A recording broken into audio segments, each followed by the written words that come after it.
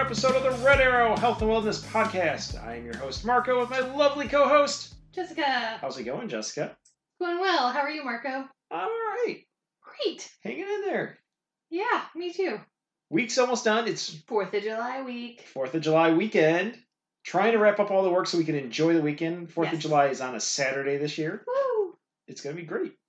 No big fireworks displays, at least for the big public ones, but we're lucky because in our neighborhood, we've got somebody who lives next neighborhood over, maybe one of the farms out there. Our neighborhood is kind of like out in the middle of nowhere.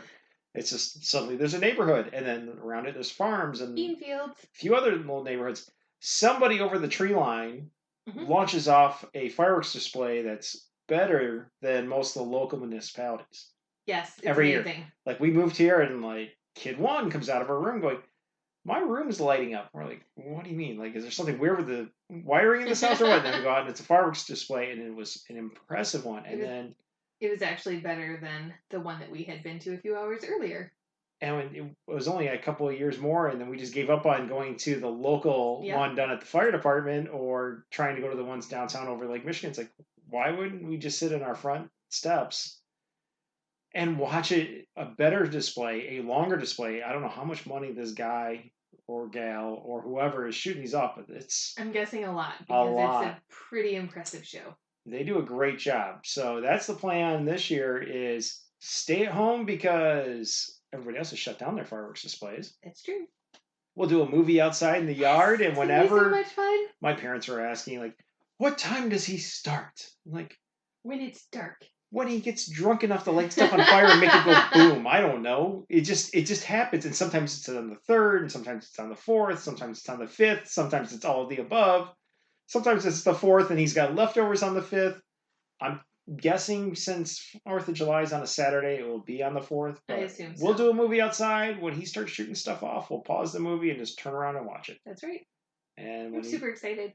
They need to go on a beer run or something, we will restart the movie. Yeah. It'll be great.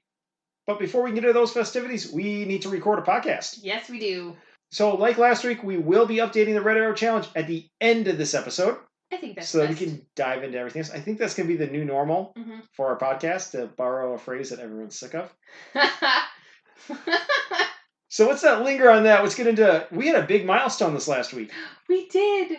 We hit our 300th download this past Sunday, which look, if you are a big podcast out there, if you're a podcaster who's been doing this a long time, you're like, 300, that's nothing. Look, it's a big deal to us. It's a huge We honestly started this going, the primary reason was...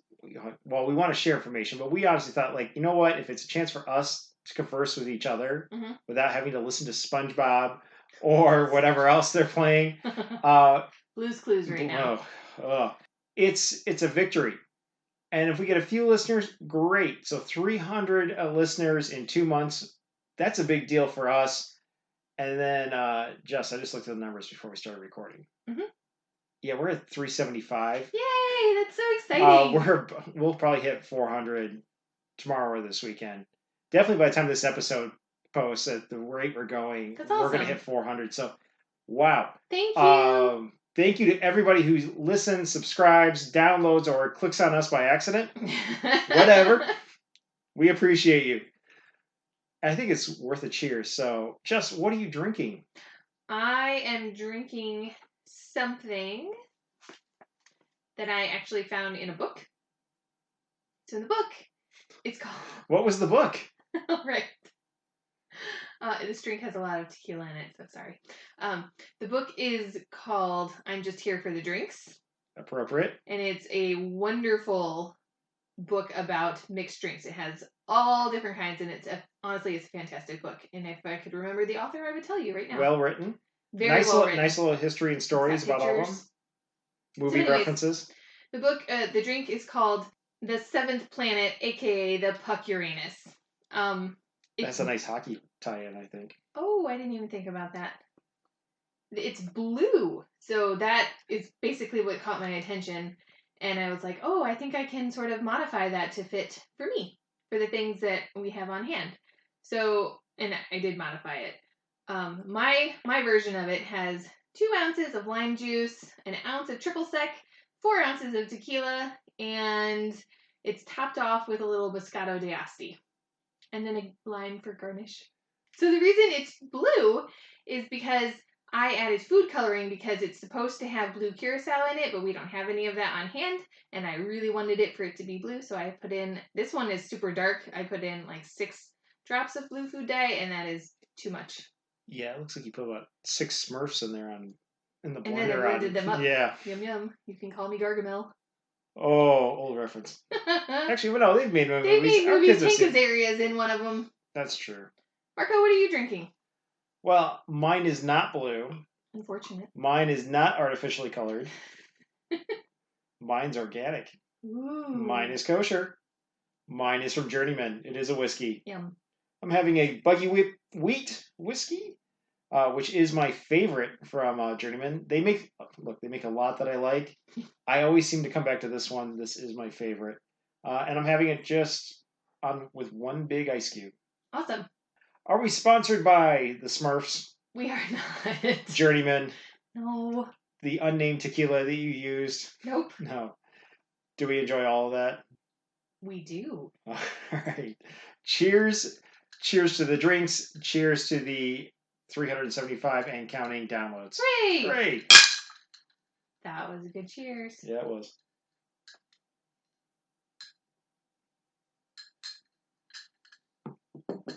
So, to do our week recap, we did kid meal again this week. And this week, the kids opted for a fish fry. I was pretty surprised by this because they're not huge on fish. But not usually. You took kid number 1 to the grocery store and you were looking and she said, yeah, let's do fried perch. So. Well, first she wanted to go perch fishing to catch it. I'm like, that's not guaranteed. Fishing and catching aren't the same thing. They are not. If only. So kid number 1 made fried lake perch and she crusted it in cornmeal and spices, especially smoked paprika.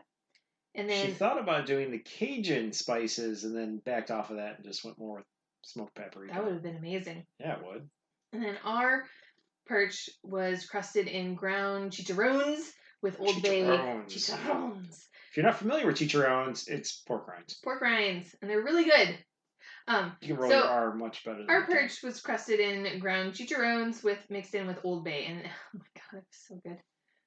Kid number 2 made fried mozzarella sticks, and those were crusted in ground chicharrones as well, mixed with Italian seasoning. Separate Ziploc bag when he did the tossing. Yes. We didn't toss it in with the fish. We did not. And the mozzarella sticks really were just the pull and peel same cheese sticks they use for their lunches. Mm-hmm. And these were insanely good.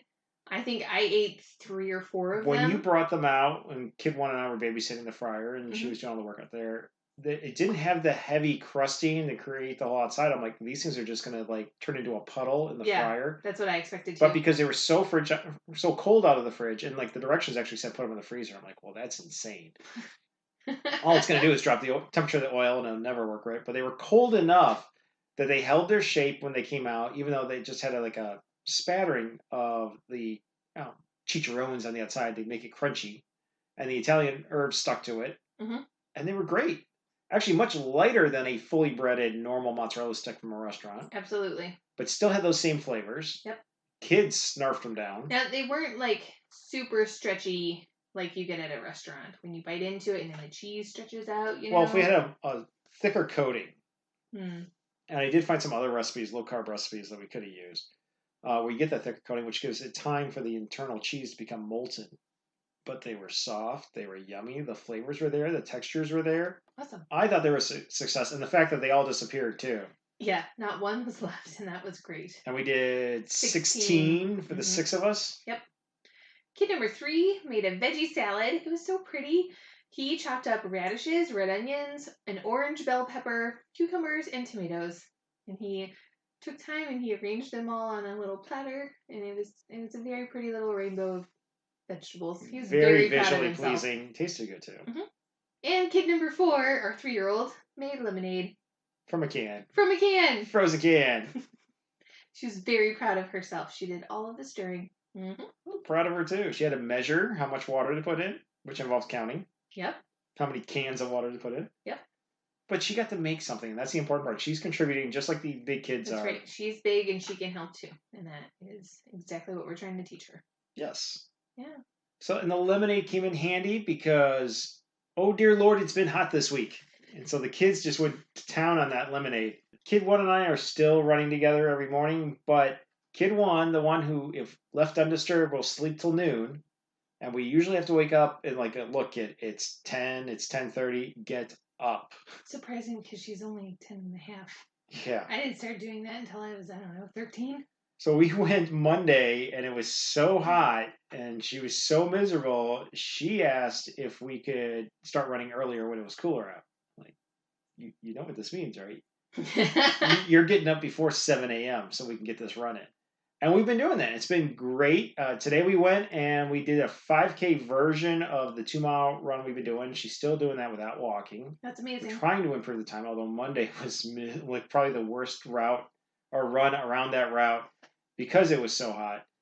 But now that we've been going when it's cooler, she went 2.5 miles today without walking. I cannot. And then she walked about 100 meters, and then we finished the run. And because we took some other detours, the 5K actually got stretched into a 3.5 mile run. Wow. So she walked 100 meters of a 3.5 mile run. Now, we didn't go super fast. Mm-hmm. And there's a lot of me jogging in place like, you can do it, you can do it. And she finished. I even got a phone call from my father tonight because I put up a picture of her post run, and she's fair skinned.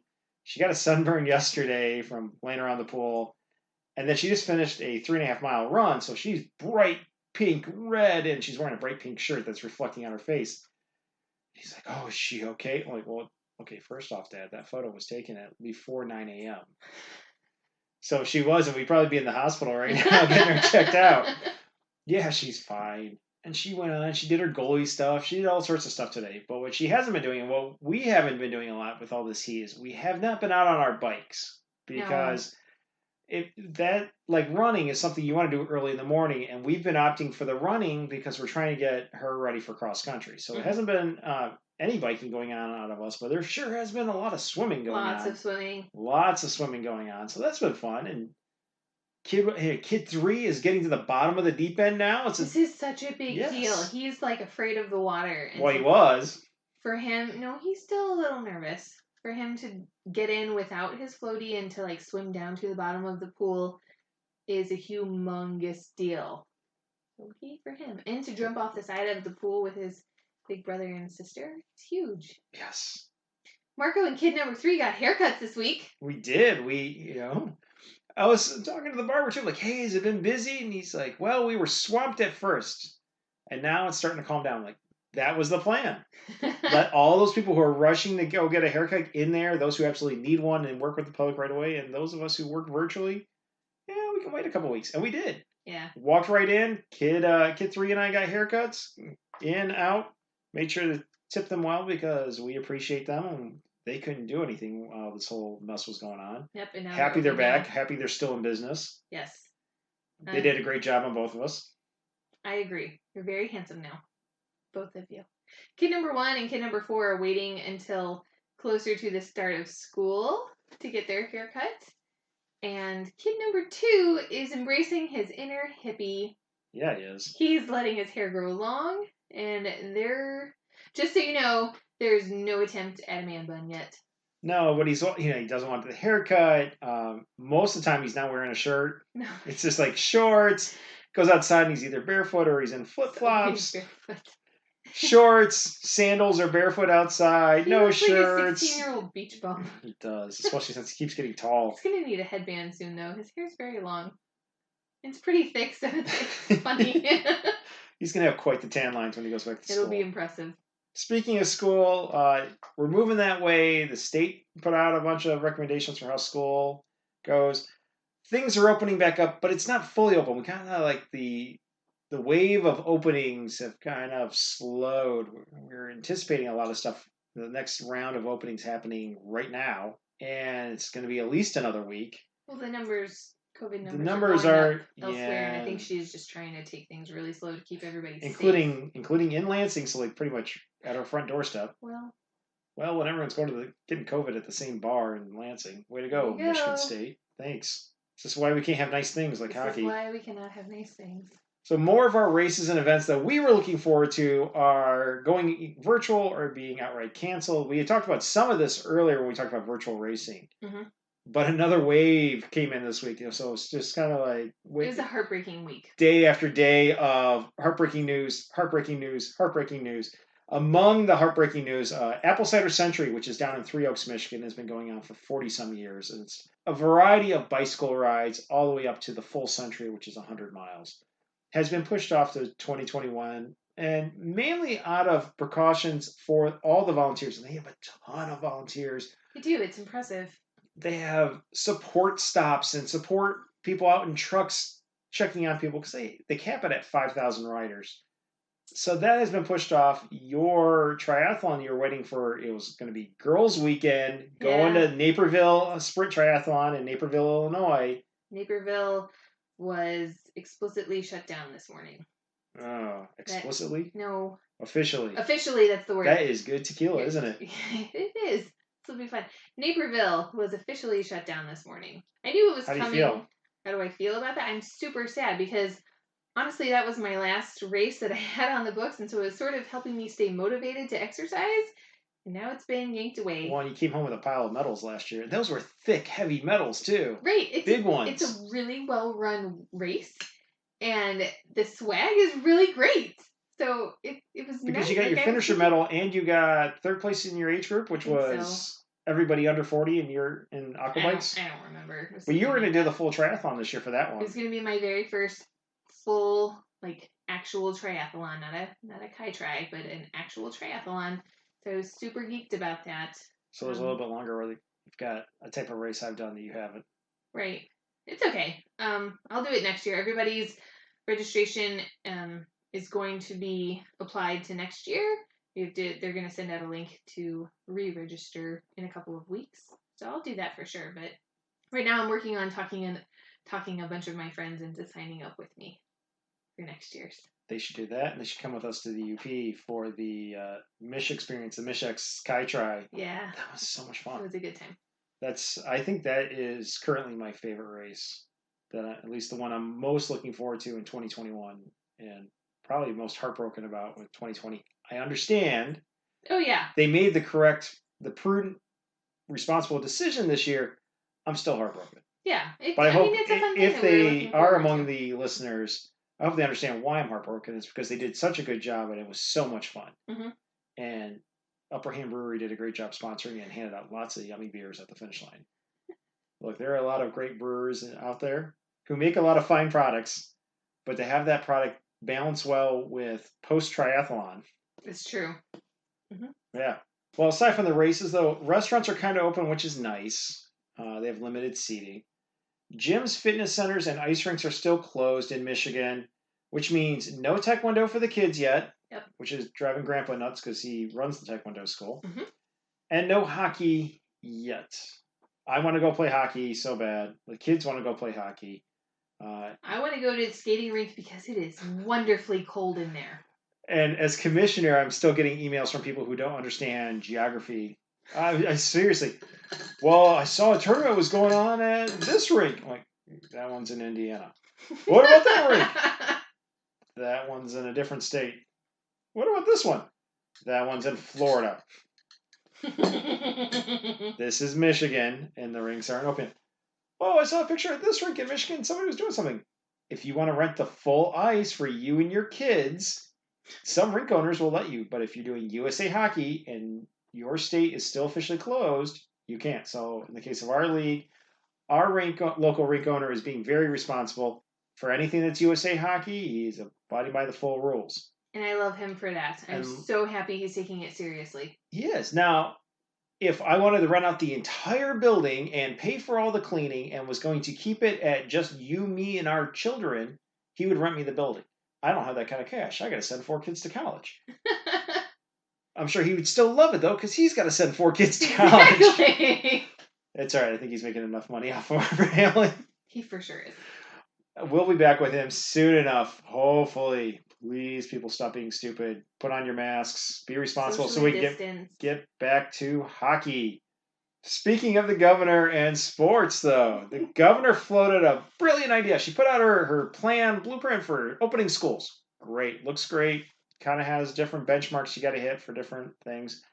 But then while she was doing her press conference, floated this brilliant idea, and I'm being kind of sarcastic, of swapping sports seasons around. And the example she gave was swapping football and track, moving track and field to the fall and football to the spring. No. That's caused a lot of chatter among coaching ranks and sport parents and people who have nothing to do with either. The folks who really don't know the sports, who are just kind of armchair, like, oh, I played high school football, but they don't have kids. Like, yeah, why not? It's like, think this through. At face value, that doesn't really work well because if you're only going to mix and match certain sports, you end up with track and cross country in the same season. And especially amongst the smaller schools, those are the same kids. Exactly. So MHSAA, the High School Association, which is independent of the actual state government, came out and said, okay, first off, we're not going to do piecemeal mix and match that. Well, if we do any swapping, and this is definitely not plan A, I mean, they want everyone to play their sport in season. They've got other plans, but like we've discussed it. But if we got to do any swapping, we're going to swap the entire season. So all the spring sports and all the fall sports. In some ways, that's good because we didn't get a track season. It's true. But at the same time, I've got sprinters who run cross country, and they've been doing cross country training exactly all summer, not sprint workouts, not field event workouts. The other thing that concerns me is if we're going to do cross country in the spring, that means we're coming off of winter and basketball and snow and everything, and you can't really do distance running. And cross country, it really takes a month and a half, 2 months, 3 months, depending on the kid, to get in full race shape ready for the start of the season. You're not doing that in the heart of winter in Michigan. So they're not going to have a quality season. I was just trying to picture a bunch of kids trying to run through like a weird freak snowstorm of 1.5 feet of snow in the middle of a field somewhere. And think about it. We're going to do track and field, which always starts in the miserable part of March in Michigan where it's cold and rainy and snowstorms, but we end in June. And works out great. Distance runners like the colder temperatures, but even then, the longest distance we're going to run in track is 2 miles. Yeah. 3,200. And the sprinters love the warmer temperatures. The field event specialists like warmer temperatures. They don't like the cold. Well, now if we do track and field in the fall, we're going to end in November. It's always cold when we go to the state finals for cross country. And you run the risk of snow. And it could be cold rain, but you run the risk of snow and an ice storm and everything. So it's not optimal conditions for the track and field athletes. At the same time, for cross country, they like running in the cold more than they like running in the heat. They're going to be running in the heat for their state finals if we do it in the spring. They will be miserable. They will be miserable. So as a coach who coaches both track and cross country, I'd rather just say, leave the seasons where they are. I would like you to leave the seasons where they are too, because if your cross-country runners make it to state, that means we get to go to the sushi restaurant in the fall. Yeah, but if my track runners go to state, we go to Grand Rapids and usually end up at Founders. No. I know, it's not the same as the sushi place in Jackson, Michigan. Founders is great, but the sushi place is magical. I don't want to see any of it canceled. No. I don't want to see it canceled because of COVID. I don't want to see a resurgence of COVID. I don't want to see it shut down. But from my perspective as a parent, because I got a kid running and she'll probably do both, but definitely as a coach who coaches both track and cross country, don't flop them around. Mm-mm. Leave them where they are. Let's do cross country, because I'm pretty sure the baseball players don't want to end their season in November either. And do you really want to be playing your state tournament in football, worrying about heat stroke and everything, all the stuff they have to worry about in August? No. It's just going to goof everything up. The kids have already suffered enough disruptions. It's sad that we missed spring sports. I coach spring sports. I'm heartbroken about it. But let's not goof everything up going through. Now, if a sport is too risky, and I get it. I coach. Michigan has ranked the risk level for Corona for the various sports, and I am in the low risk categories for both sports I coach. But if we get to fall and you're a high-risk sport, don't shut down all the sports. Shut down the high-risk sport. Sorry, football. Sorry, wrestling come winter. Or find a way to do football so it's not so high-risk. Flag football? Maybe get those little guys that vibrated that you wind up. Foosball. Oh, it's soccer. I don't know. Anyway, there's going to be a lot of discussion on that. Hopefully I'm not frantically trying to switch gears to track, and because kid one wants to be a sprinter and a high jumper, and we right now are just she does. Yeah. Oh. Which is fine, but we're working on distance right now for cross country. Hopefully they don't shut everything down. I think that would be the worst. Yeah. I'm sure we're going to talk about this more. Mm-hmm. But for now, we push on. Both in life and with this episode. Yay!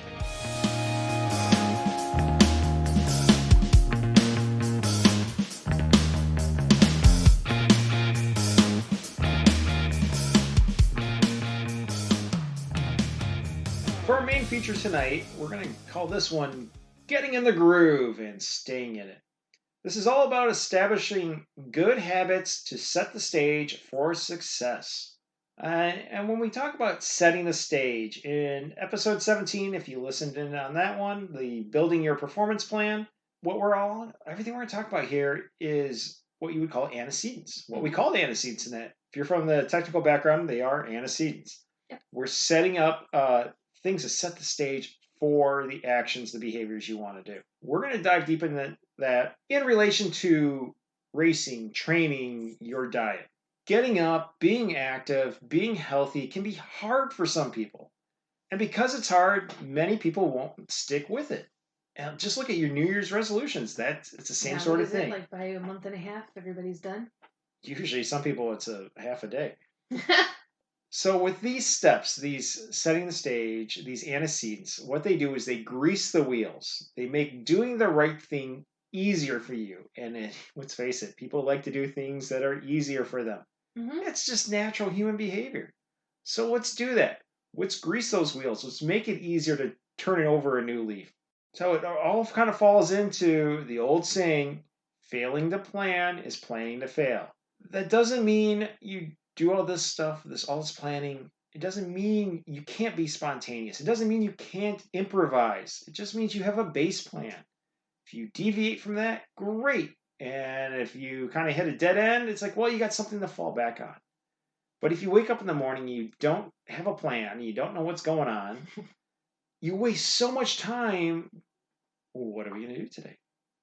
What are we going to work out? How are we going to do? I don't know. Let's just sit here all day. It drives people nuts. And it's not very productive. So this is all about getting organized. And we talked about before, being organized is not a personality disorder. It is not. It's not a genetic trait. No. It's a learned behavior. Anyone can learn it. And by getting organized, you're more efficient with your time. So you have more time to goof off and have fun. Right. And you get everything knocked out. Now, all this information we're about to present, it's going to be a lot. And if you're doing none of it, it's going to be overwhelming. So how about this? If you're doing none of it, if you can come away with one tip that you apply to your life, to your racing, to your training, to your diet, it's a win. Go with it. If you can pick up more than one, awesome. All the better. But don't feel like, oh, I can't do all of it, so it's just too much. I'm not going to do it. Just find one piece and add it. A wise man once said, do what you're doing right now and just change one thing. So that's it. Keep on doing what you're doing and change one thing, or maybe two. And with that, here we go. So to start off, how do we set the stage for training? Well, for me, first off, in general, I set a basic plan at the start of the week. And it's not specific, like, oh, at this time I'm going to do that, and it's on my calendar. Or I used to do that. But right now I stay more flexible. I need to get these things done on these days, or this is when I want to do it. It's just a general idea based on the schedule and availability and forecast. So if I know I have a bunch of meetings in the afternoon, I need to work out in the morning that day. If I have a busy morning at work or things I have to get done on the computer, I'm going to do these at night. Oh, it's going to rain. It's going to rain all day Saturday, but it's sunny Sunday. Okay, I'm going to plan on kayaking or biking on Sunday outdoors. Saturday, I'll get on the treadmill. It's just kind of mapping out, all right, this is when I think I'm going to do what. When I'm making my plans, I also like to set up some implied pressure to perform. One of the ways of doing this is I make plans with others to add kind of a social contingency to show up. when I say I'm going to be there for a group run or a group ride or let's go kayaking together, or even just promising the kids, like, hey, we're going to go to this lake.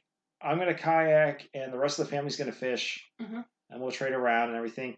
I want to follow through on that. I don't want to be the dad that fails to do that. Or I don't want to be saying, yes, I will be there to run with you. This isn't like a social thing where it's like, well, maybe I'll swing by the brewery and say hi to everybody. It's like, no, like if we're meeting to go run at 9 a.m., I will be there at 9 a.m. Another way of setting up this implied pressure is knowing that I have to turn in my totals to the Red Arrow Challenge and also right now the school side of coaching, the summer racing club. That adds pressure to perform because I know it's going to be publicly posted. So I need to put something up. I don't want to have all zero. So I've got to get these things done. So I've got to find a way to fit them into my busy schedule. Ditto for discussing it on progress on the podcast because I don't want to get on these recordings and go, yeah, I did nothing. Yeah, it kind of sucks having to do that. Yeah. So there's a little bit of just that nagging Italian grandma over your shoulder, like, oh, why didn't you do anything this week? To add to that, if you have I have a mama's group, and we set up a contingency where we text each other every single day after we've worked out. And it is a huge deal because after I send a text and say, I did my swimming for today, I get 5 text messages back saying, great job, Jess, you did it, you're amazing, you're a rock star. And that is awesome. But at the same time... Do you ever get ones where you don't do anything? They're like, are you still alive? Yes. I do. Okay, well that... And, I mean, usually in our group, we have to specifically ask each other to do that. Otherwise, people just sort of let it go for a couple days. But if you go more than 3 days without exercising, you'll start to get the random, hey, are you okay? Did you get hurt again? Or what's going on? Everything good in your family? Messages. And that's kind of, I don't like being called out. It's embarrassing. So, yeah. Yeah. It works. You know what also fits in with this also is just seeing the number on the scale in the morning and knowing that if I'm not working out, it's going to go up and how that makes me feel. Now, the actual pressure to perform and the escaping out of all that pressure, if you're into behavioral psychology and behavior analysis and you're a behavior nerd, you know that part's actually a consequence. But setting up that those things are there are antecedents. So, and like, I know we're trying not to be technical with our podcast, but that's just what they are in case someone's curious. Along with the other things of just setting it all up, our family, because we're all active in doing things, we have a whiteboard for totals. And it's just a standard dry erase board. Actually, I think it was left behind by the previous owners of the house, so it had a few scratches in it. So I took colored electrical tape and made a grid on it. We've got our names on the left, and across the top, it's the days of the week, and everybody can write in what they did. Because otherwise, we get to the end of the week, and it's time to put in everything for the Red Arrow Challenge and the Summer Racing Club. And it's like, and what did you do on Tuesday? Because that feels like a lifetime ago. For kid number 3 or kid number 1, what did you do on Thursday? It's like, we don't know. So we look at the board. Well, the board is up in the living room, not far from the main TV in the house. And it's just there staring at you. It's a reminder that everyone's got to work out. And kid number 1 is always like, what can I write down for you? It's like, yeah, I haven't done anything yet. Maybe I should go down the treadmill. So those are kind of the general setups. Now, specific to certain exercises, running, I do have multiple pairs of running shoes. Probably not too shocking for a track and cross-country coach. Nope. But I do have indoor shoes for when I'm on the treadmill because I don't want my outdoor ones the treads are all full of rocks and dirt and everything. I don't want them messing up our treadmill. So I've got an indoor-only pair of running shoes. They are right next to the treadmill, along with wrist weights. That is not easy to say when you've been having a fine whiskey like this. But the wrist weights, because sometimes if I don't want to run, I'll walk with wrist weights on. Occasionally I will put them on when I do a jog on the treadmill. They're there. It's also near our yoga mat, our dumbbells. We have a little chalk easel, a little kid easel for when we do core exercises too. Kid 1 does it for her goalie stuff. The other kids are doing it too, where we're doing planking and a few other things. And they do it for time. They break out their little iPods and tablets, and they time each other. And so they've got their PRs on that thing. So funny. But they're all in the same area. So they're right there, ready to go. When I go outdoor running, my outdoor running shoes are lined up on the door, heading out towards the garage and the great outdoors. Things I wear when I go outdoor running, my road ID, which is, if you haven't seen these things, they're little bracelets where you can put your personal information, maybe a little motivational message. But if you get hit by a car or you pass out or heat exhaustion or whatever, it's got your emergency medical information and contact info. You do not have to have some sort of heart condition or health condition to have these. Nope. It's just good to have because you never know. And especially like me, sometimes because we have 4 kids, sometimes you're at home with the kids and I go off to a race. Yeah. So I don't have a support crew there. Most of the time you guys are there. Sometimes they're too early and you're like, yeah, I'm not going to that one. Sorry. But my road ID bracelet, my headband, my running sunglasses. Yes, I'm nerdy enough that I have sunglasses specifically for running. All this stuff is together on a shelf near the door. So I just grab that. It's also near where I keep my wallet too, so I can, and the car keys. So I can grab everything, put my shoes on, head out to the garage. I'm out, either out for a run straight out of the house, or I'm in the car heading to wherever I'm going. For biking workouts, in terms of storage, in the winter, my bike and your bike hang from the ceiling. Mm-hmm. In the summer, though, we have them parked near the front garage door, ready to roll. Open up the garage door, pull the bikes out, we're all set. And it's right next to the tire pump for easy access, because mine, I pump it up every time right before I go. I've got the high pressure tires. My helmet hangs right off my handlebars. My gloves are strapped right to the helmet. And my bike shoes are in a chair right next to the door to the garage because I've got clip-in shoes. So that's all set up. It's easy. And that's the key here is set it up easy so I can just sit down, put on my shoes, grab my bike, pump it up, and go. Swimming, it's the same sort of thing. My goggles, my sidewalk chalk for when marking off every time we've done 100 meters, they're all on a shelf on the way out to the pool. For kayaking, it's kind of like biking. In the winter, we store it on a rack high on the garage wall, out of the way. But in the summer, it sits right on the garage floor, right between the cars. The life jackets hang on a hook on the garage wall. My gloves, because I have paddle gloves to make sure I don't get blisters since I like to kayak a lot, those are on a D-ring hanging off my life jacket. And my paddle, and I've got one with a carbon fiber shaft to lighten it up, is right underneath my life jacket. So it's just there. I go in, grab the life jacket, grab the paddles, throw them in, and then I can grab the kayak and put it on the rack on top of my car. Skating and hockey, all my gear is in the garage, ready to go. It's the same thing. I go right down like an assembly line, load it up, and go, depending on what the activity is. As for you, Jess? It's basically the same thing. For me, with regards to running, if I'm going to run, I like to do it first thing in the morning and get it out of the way. So I'll actually put my running clothes out the night before and put them on my bathroom counter, because right after I roll out of bed, I go to the bathroom. And then if my clothes are there on the counter, I can see them real quick, grab them, and think to myself, okay, there's my clothes. I need to put them on. I'll throw them on really fast, get the socks on, and then I'm already dressed. I might as well just go and get on the treadmill and get it over with. And just like you... And for people who haven't tuned into the other episodes, Jess hates running. I hate running with a passion. Anyways, and just like you, my shoes are down by the treadmill. Sometimes I keep extra socks down there in case I don't have them in the bathroom.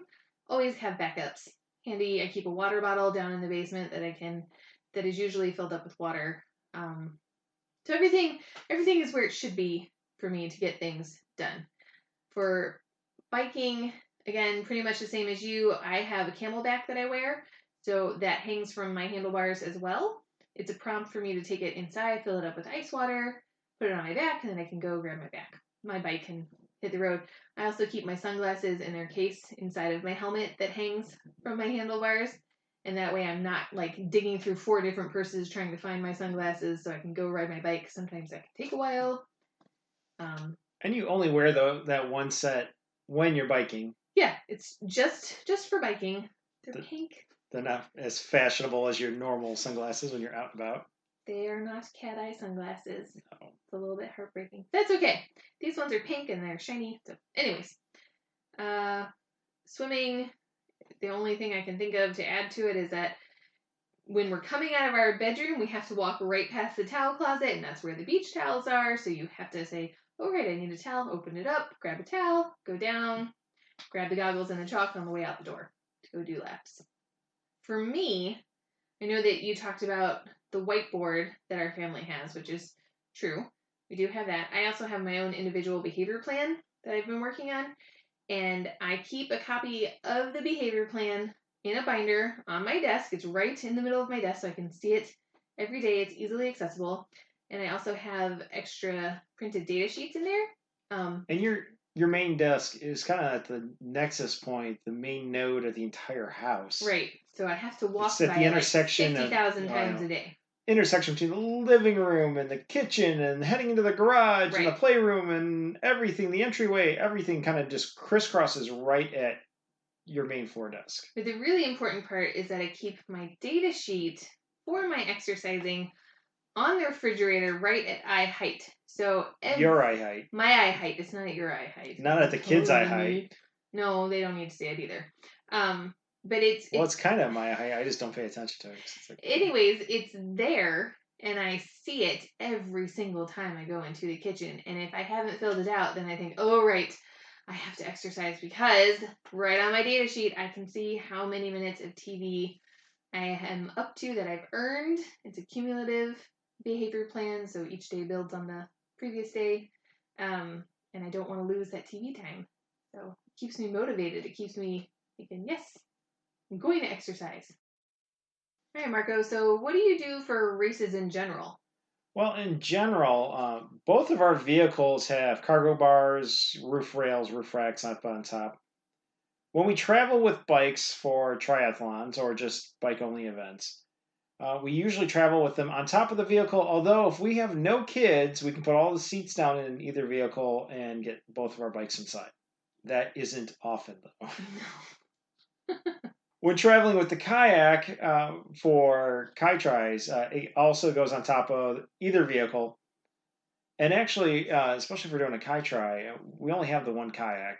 Mm-hmm. But we can get the kayak rack with the kayak and 2 bike racks up on the rails of either your vehicle or my vehicle. Mm-hmm. Gets crowded up there, but we can get them up there. And for accessing those racks, because they're larger vehicles, I've got this, it's kind of a collapsible platform. And you can buy these on Amazon or the hardware store. They're really often used for drywall or wallpapering. And it's just a few feet high, and the legs swing in. It's not even a ladder because it's just a step up, but it's a platform. So unlike a ladder where you're stuck in one spot, I've got about 3 to 4 feet where I can move laterally along it, which is enough to get from one part of the kayak rack to the other, one mount to the other. Mm-hmm. So that there makes it easier. And what we've talked about before is the easier it is, the more often you're going to do it. When we go to races, we keep a few things in the car to also make things easier. For the roof rack systems, in a Rubbermaid-like container, I think it's a knockoff brand or something, but we've got a plastic see-through container. Inside are all the straps for the bike racks, the kayak rack. We've got zip ties, cable ties, whatever you want to call them. We have scissors to cut those off once we put them on. We've got any relevant tools we need, the right-sized Allen wrenches to do adjustments to those racks, screwdrivers, just real basic stuff. I also keep my bike tools in there in case I've got to do any quick repairs on the bicycles. Mm-hmm. Our bike racks have locks on them. I like to keep a set of keys in this little plastic box, along with flashlights, because like we'll talk about later, there's sometimes you're loading in the dark or unloading in the dark. I also keep a waterproof flotation housing for my phone, even though my phone is supposedly waterproof, and even though I've got it supposedly a waterproof housing, the thing's going to sink. It's going to sink fast. And if I'm out kayaking, and especially if I'm out there tracking my progress with my phone, or I've got it out there for emergency purposes for just because I'm training, mm-hmm. I don't usually take it with me on a race. It's nice to have an extra waterproof flotation device for it. And then I keep spare parts in this Rubbermaid-like container. Bike inner tubes and extra screws and bolts and whatever else I need. In the car, we also keep a first aid kit, a very well-stocked first aid kit. Lots of Band-Aids. And then we've got a back compartment in both vehicles, a little cubby where we stick sunblock and bug spray, which that's not just for racing. That's because we also have kids. And they don't like being eaten by bugs. Nope. They hate it. I don't blame them. When we're doing a traditional try, swim, bike, run, or usually in your case, a swim bike mm-hmm. across the finish line, For me, I don't wear a tri-suit. I haven't gotten that far yet. Part of it was, having been fat, I just wasn't comfortable putting on the tri-suit. Don't blame you. I would do it either in bike shorts and then throw on a shirt after the swim. Mm-hmm. I would do it as swimsuit, jammers, not the Speedo. Definitely not board shorts, but just the tight shorts. And then I've got some bike shorts that fit over the top. They're mountain biking style, so I throw bike shorts over the top at transition. If I'm wearing a wetsuit, whether it's a shorty or a full wetsuit, I can either wear bike shorts underneath it, or if I have jammers underneath the wetsuit, I can then throw bike shorts right over the top of the jammers. Obviously, not getting naked in transition, and not messing around with a towel over the top. Some people do. Yeah, eventually I'll transition to a full tri-suit now that I'm losing weight and looking better and less self-conscious about it. But I don't do traditional tries that often anymore because I really love the tries, the kayak triathlons, the kayak bike runs. They're fun. And when I'm doing a try, I usually hop right in the kayak right off the bat, already wearing my bike shorts. And that's, if it's a warm day, I'm wearing those shorts and I've got probably a shirt on, probably whatever I'm going to wear for the bike. If it's a colder try, and some of these in the morning are a little bit chilly, even if the water's warm for the swimmers, it can be chilly up on the kayak. So I do have several layers I can put on. I've got a paddling jacket and pants, splash pants that are water resistant. But my base layers that I'm going to do the rest of my racing in are underneath it, so I can peel them off. Depending on the terrain heading in and the type of start, if it's a water start, that's one thing. But sometimes these, you got to start on the beach, run to your kayak and get in. Some of these, when you get out of your kayak, you might have a little bit of a trail run to do to get up to transition. So depending on the terrain, I might go barefoot, or I might wear waterproof sport sandals. The kind that have like the rubber piece that goes up over your toe to give you a little bit more traction, protect your foot, but also they're not waterlogged. I've even done ones where I've worn older running shoes, especially the freestyle, the natural feel. There really isn't much there, just to protect my feet from puncture or rough terrain coming in and out of the water, just in case there's a stick or a rock or something there. And then in terms of setting everything up, my kayak is 12 feet long. So it's not something I'm just tossing it over my shoulder and carrying it around. So I have a little caddy. It's got a little sling with big air-filled wheels and a strap that goes around, so I can put that on one end. I can grab the straps on the front end and just carry it and drag it around, and works great. So I always have that with me too to make life easy. So that was kind of in general. And then I think we broke this up into how far away we're traveling for these. Yeah.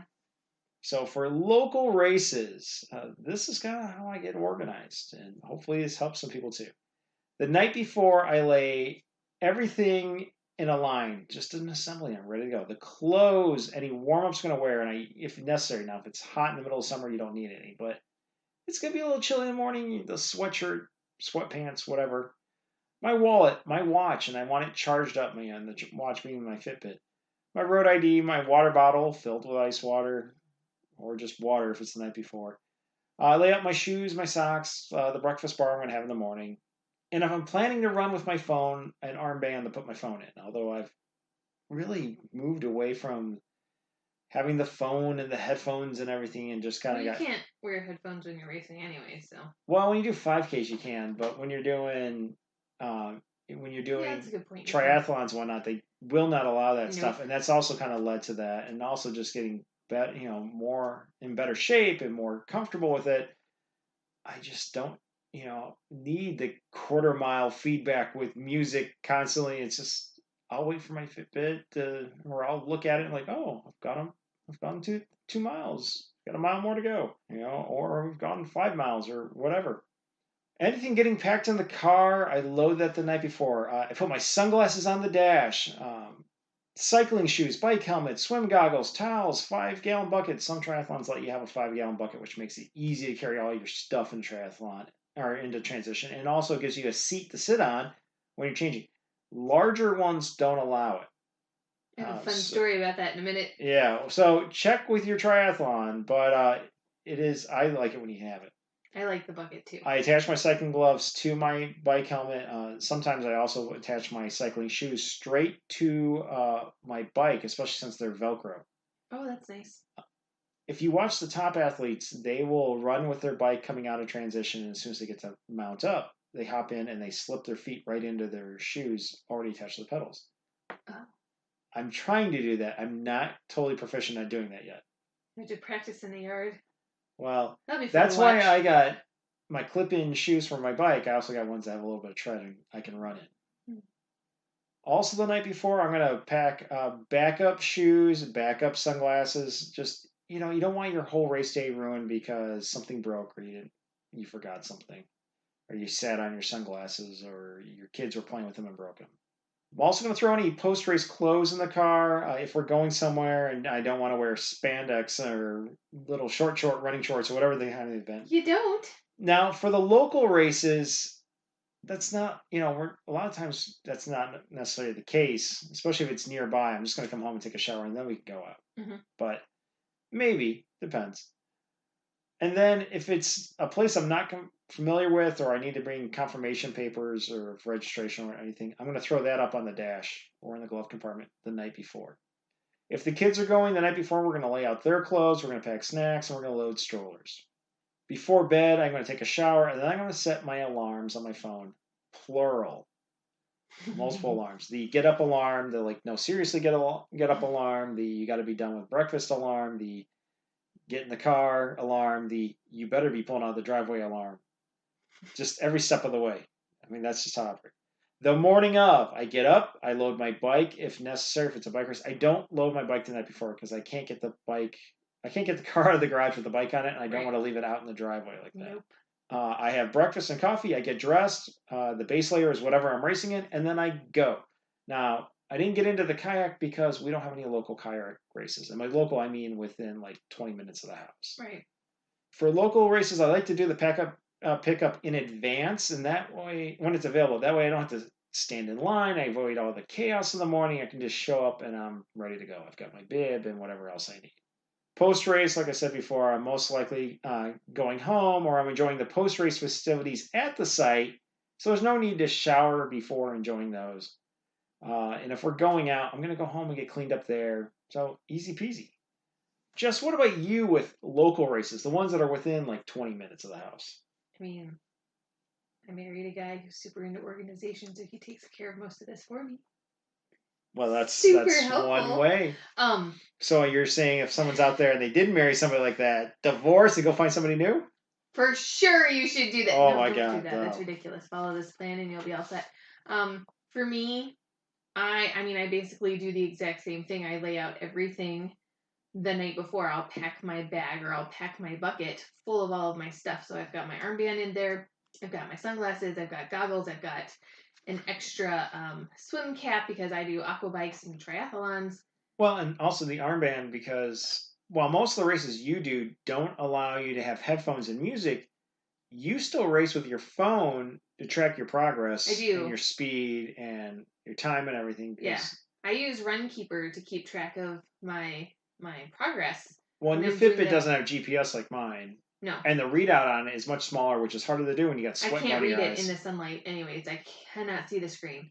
So it's really of no use to me other than keeping a log of how far I went for the day. And your heart rate later. Yeah, and it's waterproof one, which is excellent for when I'm swimming, but I can't see it. So I really need to have my phone with me to show me where I'm at, as well as to give me, I need the motivation. I need that little guy from Boston telling me that I'm doing a great job and making my mom proud. Let's go get some donuts. Yes.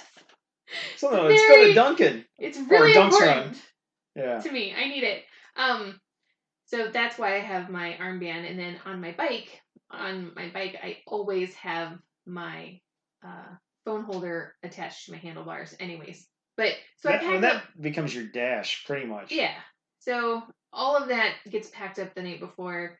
I wear a tri-suit, so I will actually throw in a shirt to wear on top for when I'm doing the run portion of a triathlon or a kai-tri, just because I am a little bit self-conscious, and I know that I'm going to be one of the last runners to come in, and everybody's going to be staring at me, so I feel more comfy with a shirt on top of my tri-suit. But that's only the run part, because when you do the bike, you don't wear that. I don't have a shirt on for... I'm covered. You don't have a shirt over your tri-suit. Right. During the bike portion, and obviously for the swim part, I don't even think they'd let you in the water with a shirt on top. Who knows? But and your tri-suit's black, so it's flattering. It's fine. It's just a self-conscious thing for when I'm running, and it's fine. Anyways, let's see. Here's the thing: when I coach, and I tell the kids, and I got middle schoolers and high schoolers, and it's not. Some people are out there going to think, "Oh, it's just the girls." No, seriously, the boys are more self-conscious than the girls. Everybody's self-conscious about their bodies. Everybody is. I'm willing to bet it's the boys more than the girls that are self-conscious. It's interesting. Because I'm a psychologist, so I'm kind of like going, okay, you're making a face. Not for actual triathlons. The men seem awfully proud of themselves. Yeah, let me finish the story. Okay. For the high schoolers and middle schoolers I work with, when it comes to uniforms and having the guns out, because they're kind of, there's not a lot there to a uniform for track cross country. They're young. But I always tell them, if you want a bigger size, because they are kind of spandexy, for the if you want a bigger, baggier size, fine. If you want a tight, skin tight one, fine. I don't care. I care about, do we conform to the uniform regulations on logo size and colors, and do they match and everything. In terms of the fit, don't care. As long as it's functional and you're comfortable, cool. Because if you're thinking about your uniform and what you're wearing, you're not thinking about things like, where's the competitor? What's my pace? How's my breathing going? What's my stride like? Although, how are my arms going? Right. All those things you need to think about. So same thing here. Wear whatever makes you comfortable so you can focus on, how's my breathing? Where am I going? Are my eyes right? How's my form? Yeah, I know. And that's where I was going with this. Is yes, a lot of the guys who do triathlons are like, let me run in a little banana hammock and show off all the muscles. To be fair, they're very fit, so they are very fit. Show off. Good for them. Yeah. Anyways, with the packing, I do actually like to double up on things like goggles and swim hats and socks and things Definitely like socks. that. Hair ties. Hair ties are huge. I always have my hair in a ponytail or a bun or something when I'm racing. And sometimes hair ties break. And I can tell you that if my one hair tie broke in the middle of a race, I would lose my shit and I would not be able to finish because I have long hair. It would be flying all over the place and be wet and stringy and in my mouth. And have you ever seen the outer pocket of my coaching bag? No. Like, not the team bag, but like I've got a bag of hair ties in there. Good. You should. Yeah, I don't have enough hair for a hair tie. You don't. But the girls do. I coach boys and girls, and I know they're not going to perform well if the hair's going everywhere, if the wind's blowing, and they're coming down the back straightaway, and they can't see anything because they look like, was it Cousin Ed or the Thing, or whatever, the one from the Addams Family. It's like hair ties. So I carry extra hair ties. Yeah. So I really hate being sticky, but my second most hated thing is to have like hair in my mouth or just somewhere on my person where I cannot easily pull it off. And I would not be able to focus with my hair down during a race. So always with the extra hair ties. And the same thing with swim goggles. Those are really important if you're doing a triathlon or an aqua bike. If your one pair of goggles breaks, you're screwed. Now, to be fair, you're not going in the water with multiple pairs. You're just showing up to the site with multiple pairs in case, it just broke in the car or something fell over on it. A pair of goggles that are 3 years old, the elastic wears out on them. Right. So if that happened to happen right before a race... We have children. What if one of them steps on them? Yeah, that too. Extra socks, because, sometimes... You got to take care of your feet. Your water bottle might break, or my camelback might explode and drench my bag or my bucket. Your first step out of the car is into a puddle. That would be upsetting. That's not a good way to start a race. Let's see. I bring extra clothing for if we decide to go out. Mine usually has an extra pair of shorts, extra shirt, and then. You mean you don't want to go out to a bar or a restaurant in a tri-suit? I don't, because it's wet and it's sweaty and it's gross. But it's also like skin tight. If you're a girl and you're doing a triathlon and you've never done one before, you're going to need to bring underwear. So make sure you pack your undies and you pack your bra so that you can put them on underneath of your regular clothes, because you don't probably want to be in a restaurant without your underwear on. Just a hunch. Or maybe you do. I don't know. Whatever you like, do it. I like to have underwear on. Okay. To each their own. I'm reminded of, what was that? Like, no, but it's an important I'm thinking of that Florida town hall video that's been making the rounds, where the woman's like, I don't wear a mask for the same reason I don't wear underwear. You gotta let that breathe.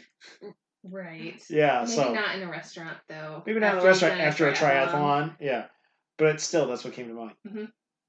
Probably should, in the age of run, wear a mask. But we haven't been to an in-person race in the age of Rona. They're all canceled. Yeah, I know. Every time we keep trying to go to one, they're canceled. Let's see. My morning of, I get up. I also have multiple alarms set on my phone. I get up. I will assist with loading the bike. I'm pretty wimpy, so I can't lift my bike. Your bike's heavy. My bike is freakishly heavy. I will not have breakfast or coffee because I have a delicate stomach, and I will be sick if I eat before a race.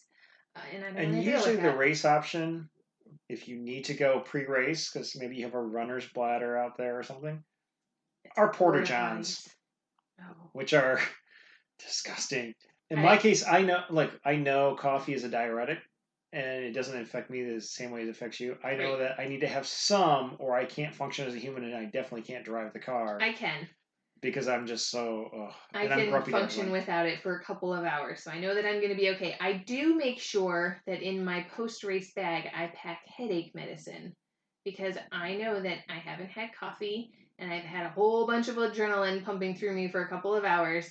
I know that I am always going to have a headache about an hour after I finish a race, and if we're going out to lunch or to dinner or something afterwards, I don't want to deal with that headache. So I make sure I take my headache medicine, and I can take some of those right after I finish, and all will be fine in my world.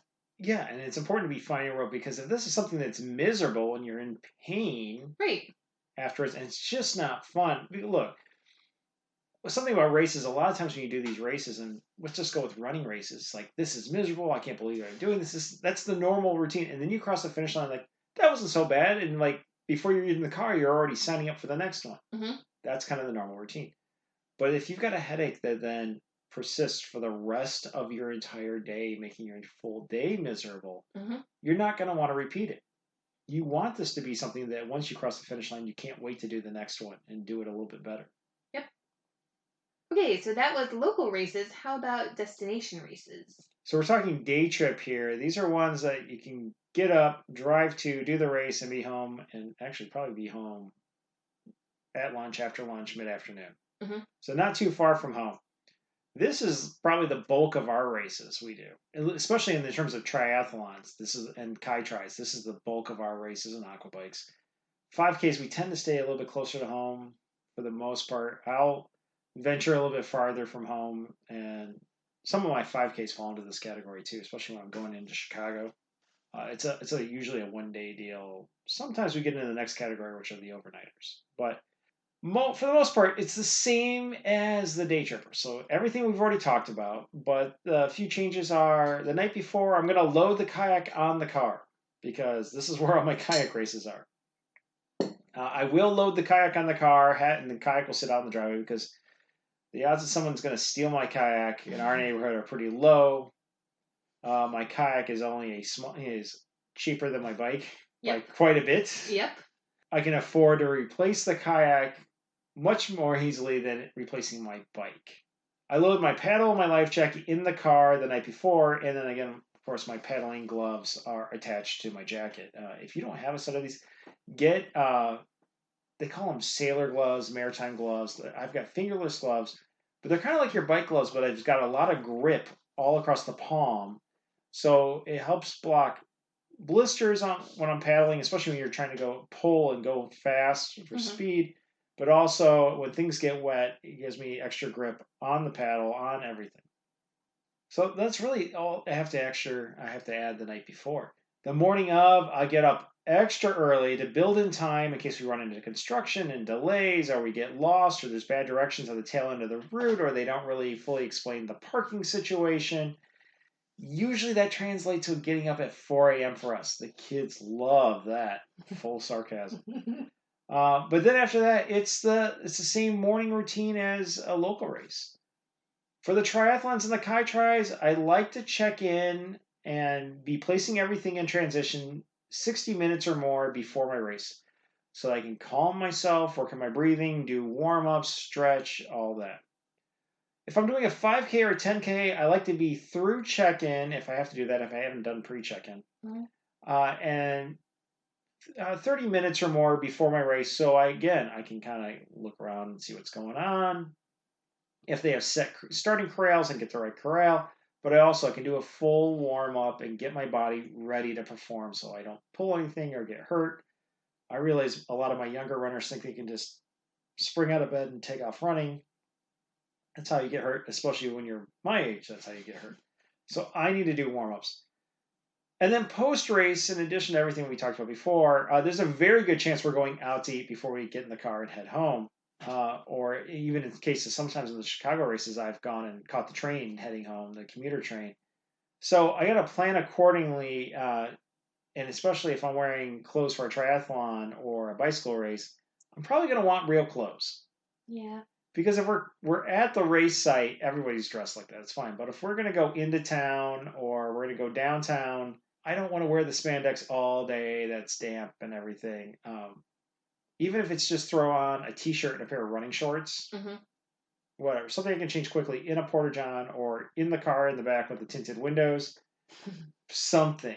Jess, what about you for these day trippers? I mean, I do pretty much the exact same thing that you do. I will say that when we first started doing these races, we did not do all of this. And I'm thinking specifically about my very first aqua bike. First one you actually did, or the first one you were signed up for? No, the first one I was signed up for. Something weird happened with the alarms, and they didn't go off. So we woke up late.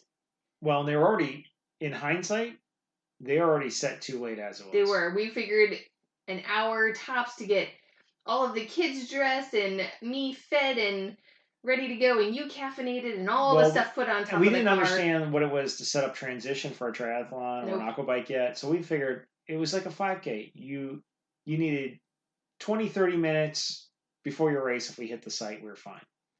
Unload the bike. We figured you go to registration, I'd unload the bike, and we'd be good to go. We didn't realize that for that one, transition was a half mile from registration. Yes. And it was just a hot mess. Thing ever. Anyways, so we were late to begin with, and we didn't have all of this stuff already pre-packed. So I was running around the house like a chicken with my head cut off, trying to find all my stuff. Finally get everything together, hop in the car. The kids are miserable in the car. It took, like an hour to get to the actual place? Yeah. For the race, we finally get there. Then we have to deal with parking. And that was a nightmare. And then we discovered that registration is so far away from transition, and I think my bike tires needed to be pumped up or something. Well, and everybody was heading to transition, so you took off the transition a half mile away, only to get there and realize, oh wait, you got to go back to registration to get your... Yeah. Because if you didn't have a bib and you didn't have a timing chip, they weren't letting you into registration, so you had to go a half mile back. Yep. You go to registration, and by the time you get to registration at that point, they had closed registration because it was now 20 minutes before the race starts. Yep, I got there, and the guy said, you're supposed to be down on the beach getting your pre-race talking to, and I was like, what are you talking about? And he goes, nope, you can't register right now. You're done. You can't do it. And I was like, no, I have to do it. He goes, nope, you're done. I was like, well, okay. Didn't even give you your T-shirt. He wouldn't give me my T-shirt, and I was pretty annoyed. I'm still annoyed by that. I mean, yeah, I understand that no finisher medal. Well, actually, sure. that one didn't even have a finisher medal, did it? No, that race does not have a finisher medal. But it wouldn't even give you the T-shirt that went with I think that was like $100 registration fee. Mm-hmm. Yeah, so that was a huge disappointment, and all of that could have not happened had we have actually been organized and had a plan in place and been ready to go for it. We have gotten much better at this. For sure. So that was destination day trip races. How about destination overnight stay races.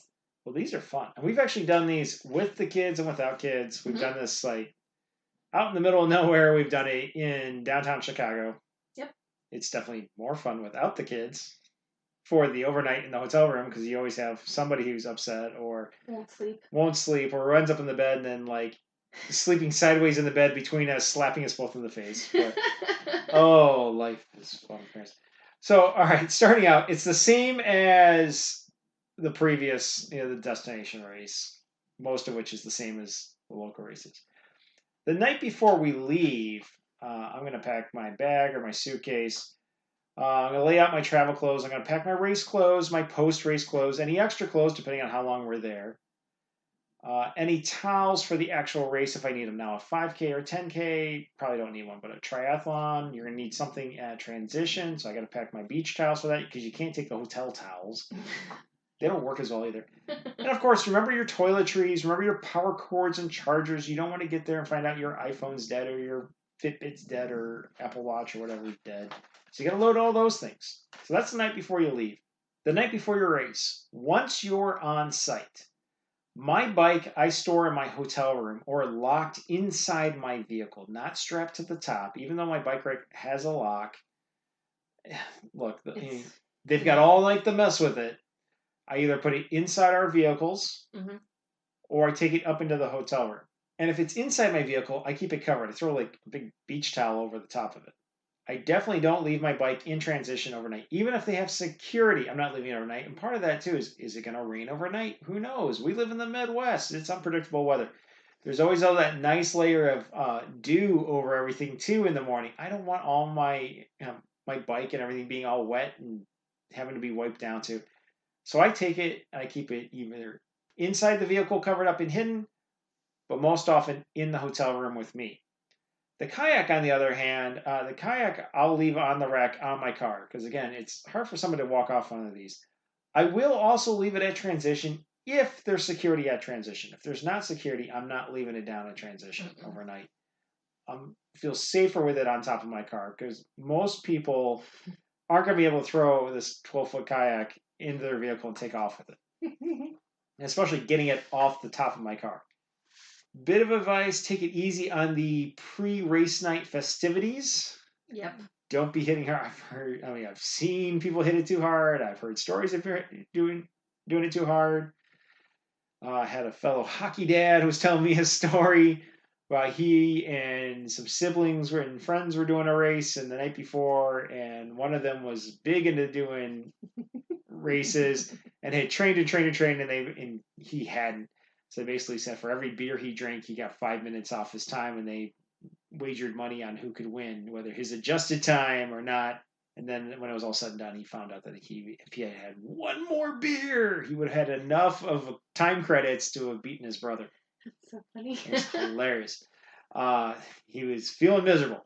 Take it easy if you celebrate afterwards. And then adjust your morning alarms to give yourself more time to set up, warm up.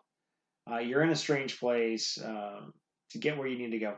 Leave yourself a buffer. Better to have more time than you need than less. The morning of is basically the same. It's great if you can pick a hotel or a campsite, because some of these are camping destinations, near the start or the transition or wherever you need to be. Post-race, showering before you hit the road is the best in my opinion. When setting your reservation, what I like to do is request a late checkout, 2-3 p.m. That way, these races are in the morning, even a full triathlon. You get up super early, you do your race, you enjoy your post-race festivities. There's a lot of these are sponsored by breweries or distilleries or wineries or something, and so they have beverages, but they have food and waffles and burritos and what have you, and it's great. Go, enjoy your food, explore the area. If needed, you get that post-race nap. You come down from your runner's high. You enjoy the evening, you have some cocktails, you have a great dinner, and then you get up in the morning and you go home. That way you're not driving super exhausted after a triathlon. Because, you don't want to do a triathlon or a 5K or a 10K and then immediately hop in the car and have to drive 8, 10, 12 hours. Yeah, that sounds like a good way to have a car accident. Very good way.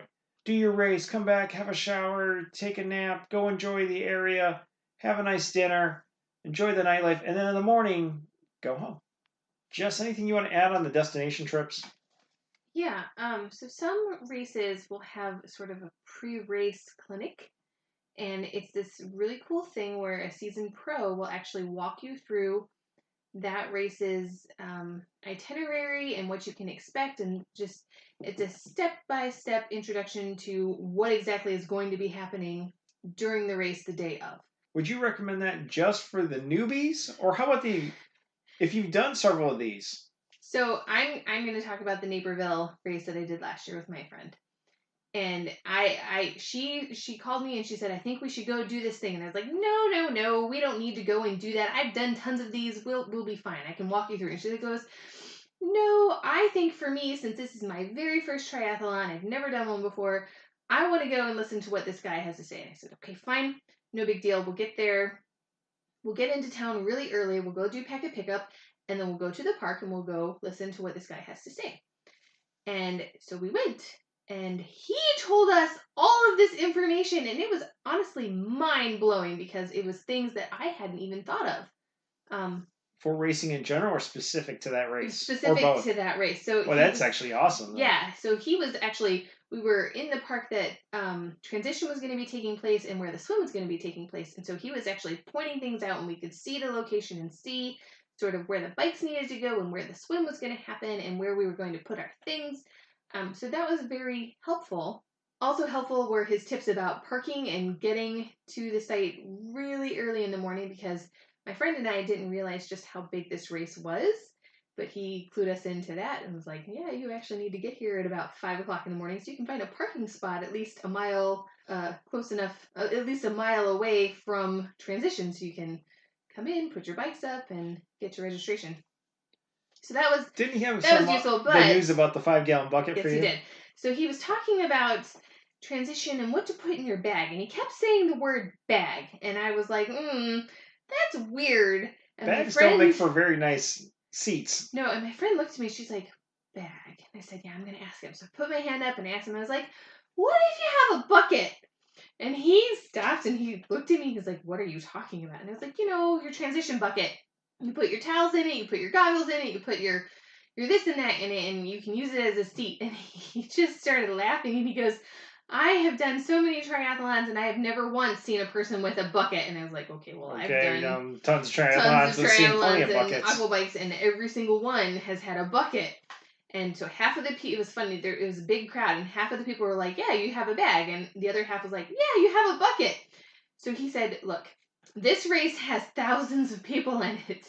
There is no room for a bucket. You need to have a small bag. And I flipped out. And I looked at my friend and I was like, dude, we got to go to the store. And she goes, yeah, we got to find a store. And so we stayed for some more of the meeting and learned some more valuable information about the race and what to expect. But then when we were done, as soon as we got into the car, my friend was on her phone going, Sturry, where is the nearest Target? And directions came up and we hightailed it to that Target. And so we spent about, I don't know, maybe an hour in Target looking at various backpacks and shoulder bags and whatever. And we both eventually found this wonderful little fake leather backpack that had a pretty large main compartment, and then it had individual compartments for things like hair ties and goggles and swim caps and all those goodies. But the point is that we wouldn't have known any of this if we hadn't gone to that pre-race information meeting. So I'm thrilled that we went to it, and I for sure will make a point of going to future ones at other races that I'm not familiar with. Just because it would have been horrible to roll up to this race with a giant bucket full of my stuff and not have any place to put it, because the man was right. The bikes were like bike to bike on the racks. Handlebar to handlebar? Yeah. There was literally nowhere to put, I mean, it was hard putting a backpack in my tiny little bike spot. There was no room for a bucket at all. You know what this is making me think of? When, you grew up all over. Yeah. But you got your driver's license in Michigan. I did. When you were 16. And then we've lived in the South, but then we went out and we lived out east in the DC area for a while, and the parking spaces are really tiny out there. We were away from Michigan for a while. And we came back, and the first thing we noticed was, wow, when you go to the grocery store or the mall or whatever, the parking spots are so large. The space between the painted lines in the parking lot. And it must be that just when we race in Michigan, Midwest type, well, Chicago and Naperville, Illinois is Midwest, but we're used to those. They just give you more space, room to breathe and transition, and you get there and it's like, nope. Maybe it's because everybody that's doing Naperville is so very fit. They only need a tiny little space. Maybe it's because they're cramming you all in that tight space. Because isn't the swim portion in a quarry? It is. It's actually really cool. They put you in waves, and you get to pick your own starting waves. So if you're a really amazing swimmer, you want to be out in front, and if you're a not so great swimmer, you want to be way in the back. And that way you're with your skill set, your peers that are in your same skill set. Yeah. Your pace. Yeah. So they hold up big placards. Like when you go to races, a lot of times they'll hold up a big placard and it says what your mile time is for running races. Yeah. Were they doing that for swim? They were at first, and then once people actually started. Yeah, and there's the people who have no idea, and they go. You look at somebody like, dude, you're wearing a ducky inner tube. Okay, so get out of the top tier. That's another thing that the pre-race man talked about. I had told my friend that it was totally fine to wear one of the flotation belts because she is feeling a little bit nervous. Well, it was her first one too. Right. And at the other aquabikes and triathlons that we've been to, having the flotation device has been allowed. So you could either have especially with the newbies. They don't. If you're up with the elite ones, they were in one. They're like, no, go to the back. Right. So I had told her, the kind with the bubble that floats behind you is fine, or just the belt, the flotation belt is fine. And so while we were there, she raised her hand and she asked about it, and he started laughing and said, "Absolutely not." And I was like, no. Of course, No, I'm sure we hadn't done a quarry before. True. And especially some of ours have been in Lake Michigan, it's an inland sea. We got to the race that morning, and I had convinced her, no, I'm sure it's fine. You can bring your bubble. It's going to be fine. And we get down to the quarry, and we're ready to line up. Inflatable arm floaties that little kids wear. No. The orange bubble that sort of floats by. Anyways. She hears this, she's going to kill me. Pretty much. To be fair, I was the one that sent her the links for the stuff going, hey, because she's like, here you go, it's for this. We get down there, and she's We've got seen her plenty bubble. Of people. I posted a picture on Instagram of you get lined up for a race to go in there are to tons. swim.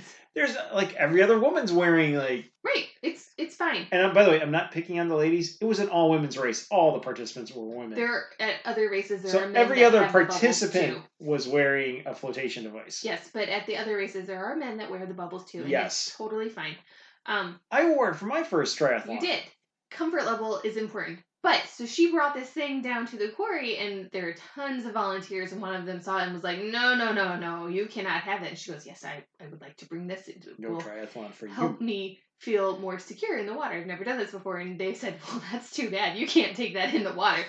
So I said, okay, we'll go back up to your bike. It's going to be fine. Oh, those Illinois people. Maybe it's just the Illinois people. Maybe. We're going to alienate all our Illinois listeners. So, in fairness to the guy that was running the pre-race training, he did tell us, and I just chose not to listen to him. My friend was not too pleased, but it happens. Isn't she an Illinois person by birth? I think so. I'm not sure. I don't know. She lived there. She did live there. She met her husband there. Yeah. So she and I went out of town for this race, and we actually had a hotel room, and we did the late checkout, and it was glorious to be able to finish the race, have the snacks at the end of the race, take silly selfies, get the medals, and then come back to the room and take that post-race shower. Get some of the medals. Well, yeah. Because you guys took off because you figured neither of you got awards, and then we end up getting this package in the mail. First, we got a confirmation letter going, you've got a package coming. I'm like, what have we ordered?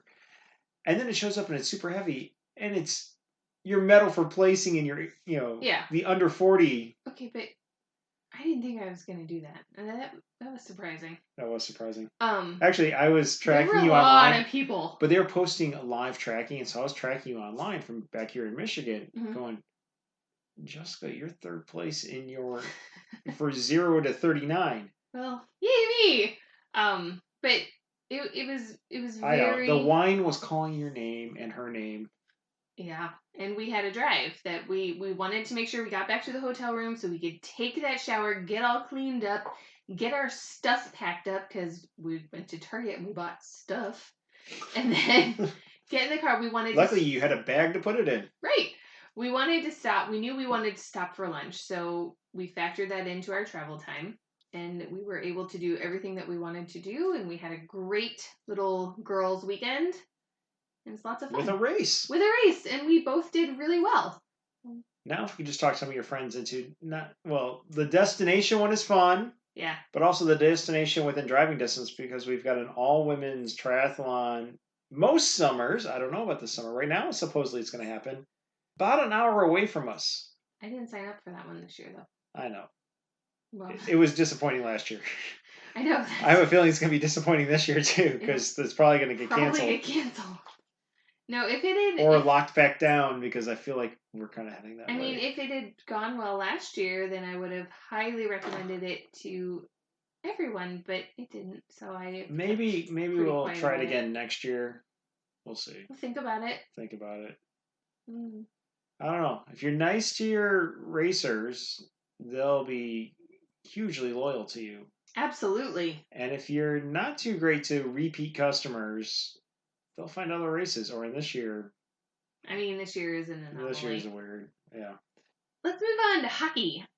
Yes, let's move on to hockey. Can we move on to playing hockey, please? No. Oh. I don't have a whole lot to say about hockey, but maybe you can talk about the organization for hockey for you and the for our kids. The organization for hockey, USA Hockey? No, all of our hockey stuff. Our organization. Sorry, have I mentioned I really like this whiskey? That they don't sponsor us, but this is one of my favorites. I play. Kid 1 plays as a skater, as a player. She also plays as a goalie. To stay organized, her goalie gear, her player gear, 2 separate bags. Kid 2 plays, Kid 3 plays, Kid 4 hopes to play. And then I have got a spare set of gear that I lend out quite often. And it's my gear I had when I was in college. And when I first got back into hockey after my 16-year hiatus of being fat. I'm too fat to get any of the pads. Remember in Virginia, we're like, maybe I'll try this stuff on. I couldn't get my hockey pants past my knees. Now those hockey pants are so big that I can't even wear them with suspenders. No, I don't remember. Oh, it's a sad day. So I had a lot of scrap lumber around the house and went to the hardware store and picked up a little bit more. And I built these benches in our garage up against the wall. Put storage underneath. The bags go on top. We already had hooks on the wall to hang and dry the equipment. When it's time to go, for me as a player, I go out in the garage and I just pull my gear off the racks or off the hooks. Most of the equipment has little loops on it. Put it right in my bag, put it in my car, and I'm all set. One big assembly line, I'm out the door. My primary sticks go in a stick bag. It has a loop, it goes over my shoulder. It can hold 5 to 6 sticks. I do not go to the rink with 5 to 6 sticks in my bag. I go with 3 sticks. In case I have a really bad night and break some, because they do break. You know what? And I always like to have at least 2 on the bench, and I have 1 in the locker room. Because sometimes you're just not feeling it, and blame the equipment. It's never the human. Blame the equipment. Mm-hmm. But sometimes they have slightly different flex, and they have a little bit different curvature to it, and different weights, and sometimes I just want to go with the others' feel. So I take 3 sticks. And they're in the bag. I said it the first time. All right. I take 3 sticks, 2 go with me to the bench, 1's the emergency backup in the locker room, and the rest are all in the garage. I have a vented zippered pouch that I put in my bag to keep small items like tape and whatnot from getting lost all over my bag. And they're in the kids' bags too. Yes, they have too. My favorite thing that you've ever done with the bags. And I've got scissors and tools and spare screws and spare parts for in case my hockey helmet breaks or something on my skate breaks. Spare laces. They're all in that little bag. When I get home, I pull my bag out, I put it on the bench, I open it up, and I hang up my gear to air dry. I even have a big fan in the garage to air the stuff out, so that way I'm not the stinky guy on the bench. I'm not saying it's the best smelling stuff on the bench, but it's better than average. Better than the high school guys who just... I will say that I am extremely happy with the way your hockey gear smells, because it does not smell rancid. No, I don't. Congrats there, I don't finish playing, seal it, and let it ferment. Get home, open up my bag, pull it out.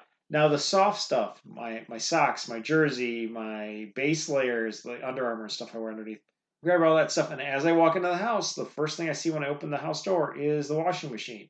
Usually have it empty for me, so I can just throw it right in. I don't want to smell that stuff. It's in my best interest to keep it empty for you. When I'm being a hockey dad, and you're being a hockey mom, we've got a system too. Mm-hmm.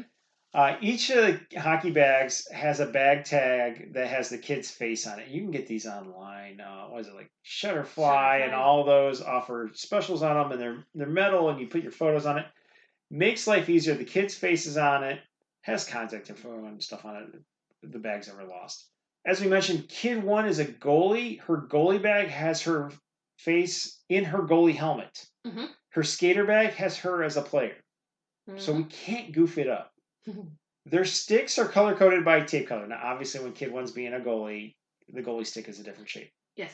But even then, all the tape on the stick matches the color on the kid's laces. Even mine match.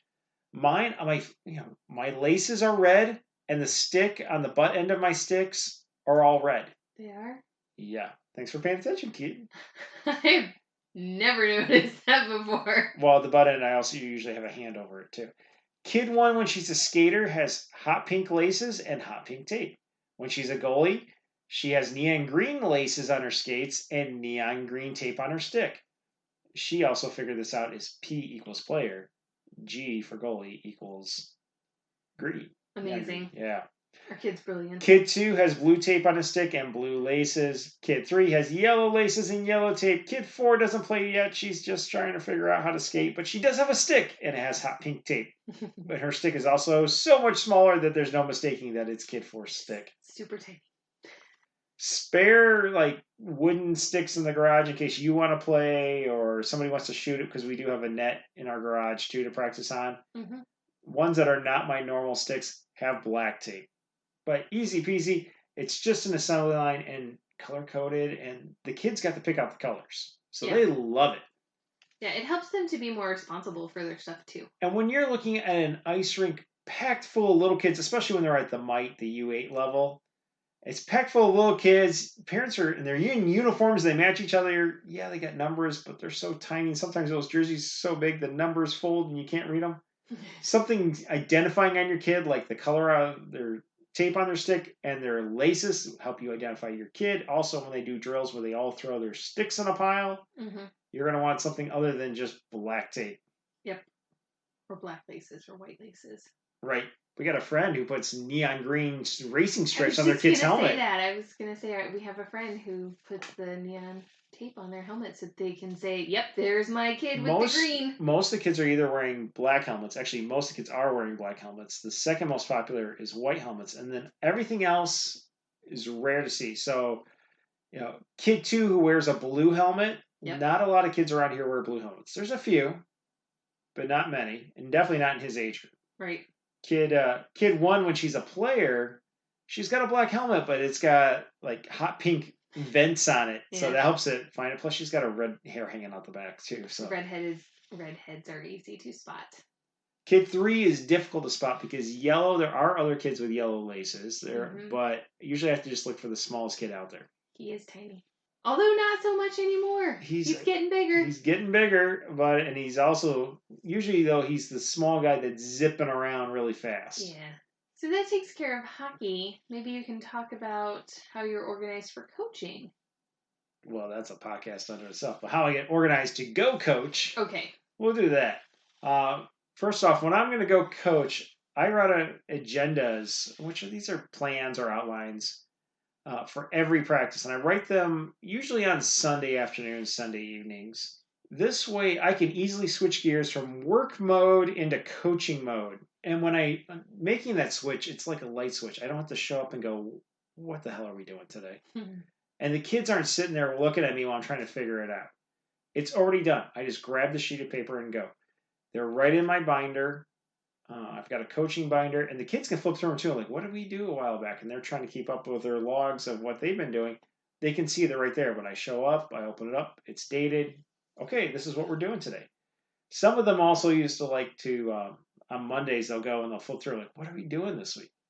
And they know I can mix it up and change it, but they know that's the base program that, if I don't make any changes, that's what we're doing.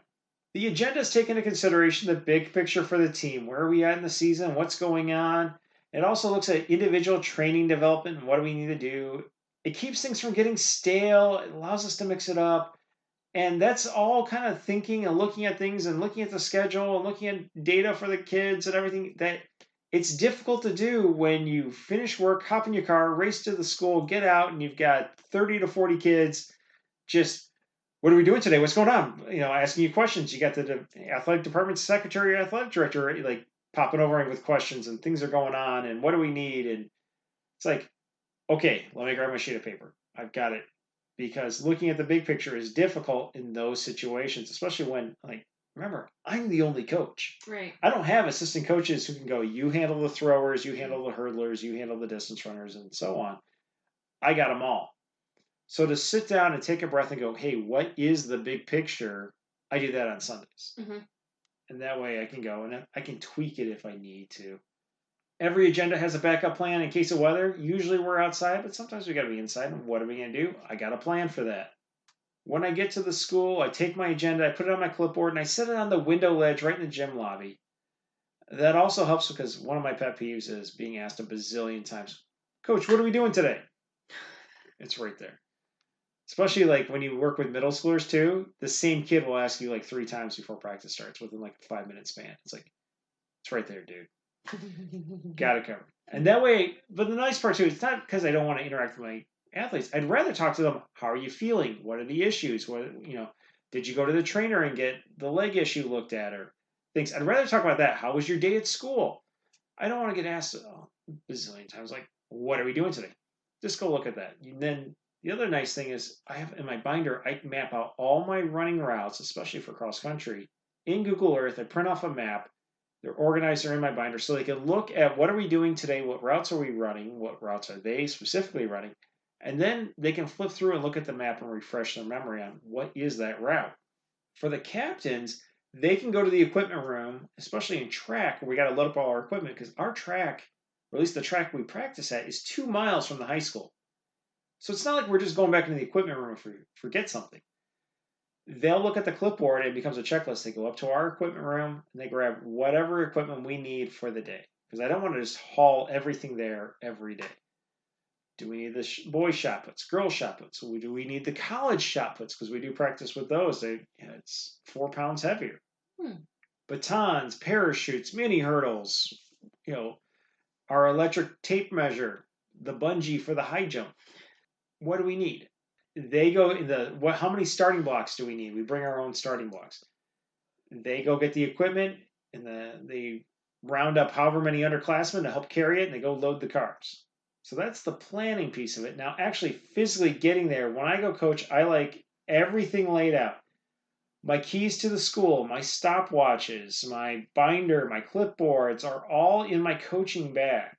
My shoes, my clothes, and everything I lay out ahead of time. So I can grab my clothes, grab my coaching bag, and go. I've got an alarm on my phone for when I need to stop working, and I have another alarm on my phone for when I need to be pulling out of the driveway to get there on time. I like there to be consistency for the kids, so I get there about the same time every day. And I've noticed if I get stuck, if I get stuck with work, or if there's construction, or I get hung up with something, or like I get in my car and realize, oh crap, I need gas, and I get gas. There have been days where like I'm 1 or 2 minutes late, and they're like, I don't know what to do. Where's coach? Because I always try to get there 5 minutes earlier than I tell them I'm going to be there. Yeah. So if I'm like 2 minutes later than I am normally there, or that I say I'm going to be there, they're like, this isn't like him. I do the same thing, especially when we have meets. Sometimes I have to leave earlier to go load the bus, especially, and then we get Saturday cross country meets. Set those alarms. Only once did that fail where the phone died. Because it was plugged in, but the plug wasn't plugged into the wall all the way. I remember. So my phone was completely dead. And I just woke up on my own. Like, why is my phone dead? Mm-hmm. Look over at your alarm clock going, oh crap.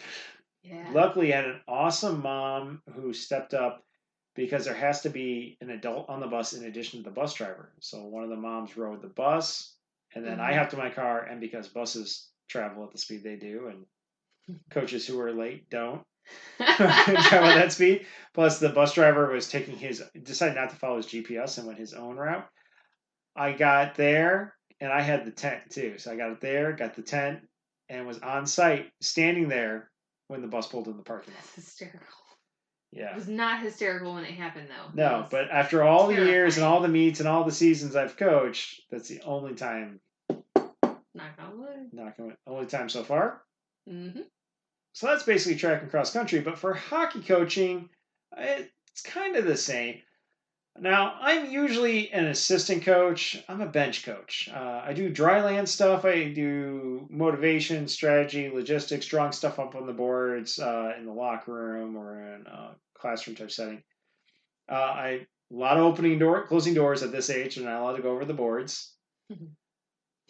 I haven't been an on-ice skills and drills role the past several years. They've had some much more skilled players handling and skilled adults handling that stuff. Mm-hmm. And that's cool. I'm not complaining. But my role usually involves a lot of equipment in terms of I got to bring my whiteboard. Mm-hmm. I got a little one that's mapped out. It looks like a hockey rink. So I do a lot of drawing. I usually hit the bench with a rag hanging out of my back pocket and a couple dry erase markers in my pocket so I can draw stuff up for the kids because a lot of them are visual learners. Yeah. So drawing up, they get it. I also supply the game pucks and bring that supply. Actually, towards the end of the season, Mrs. Rink Manager hooked me up with some that needed to be retired.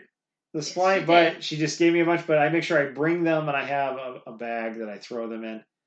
And what those are is we have one or two players are the player of the game to get the game puck, but I have it prepped. I put tape around the outside. I write what the game was, who was playing, and it says game puck on it. And it's just a special way, win or lose, to recognize the kids who did an outstanding effort. Mm-hmm.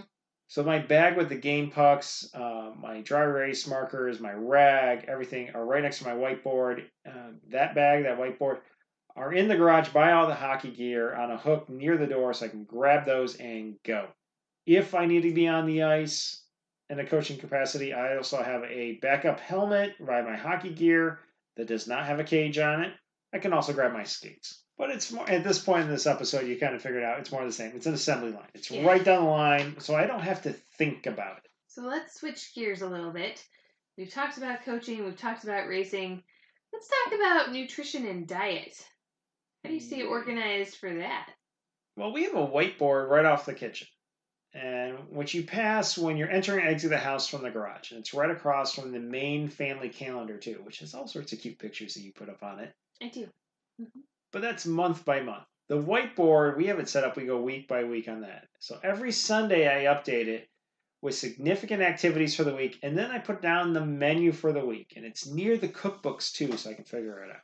And really what I'm doing here is meal planning. And the meal plan factors in also what's going on. I mean, we have 4 kids. So any night that's a crazy busy night and we're going in all sorts of directions, it's not going to be an elaborate meal. No, usually that's a crock pot night or a rotisserie chicken from the grocery store, yes. the side door deli type thing.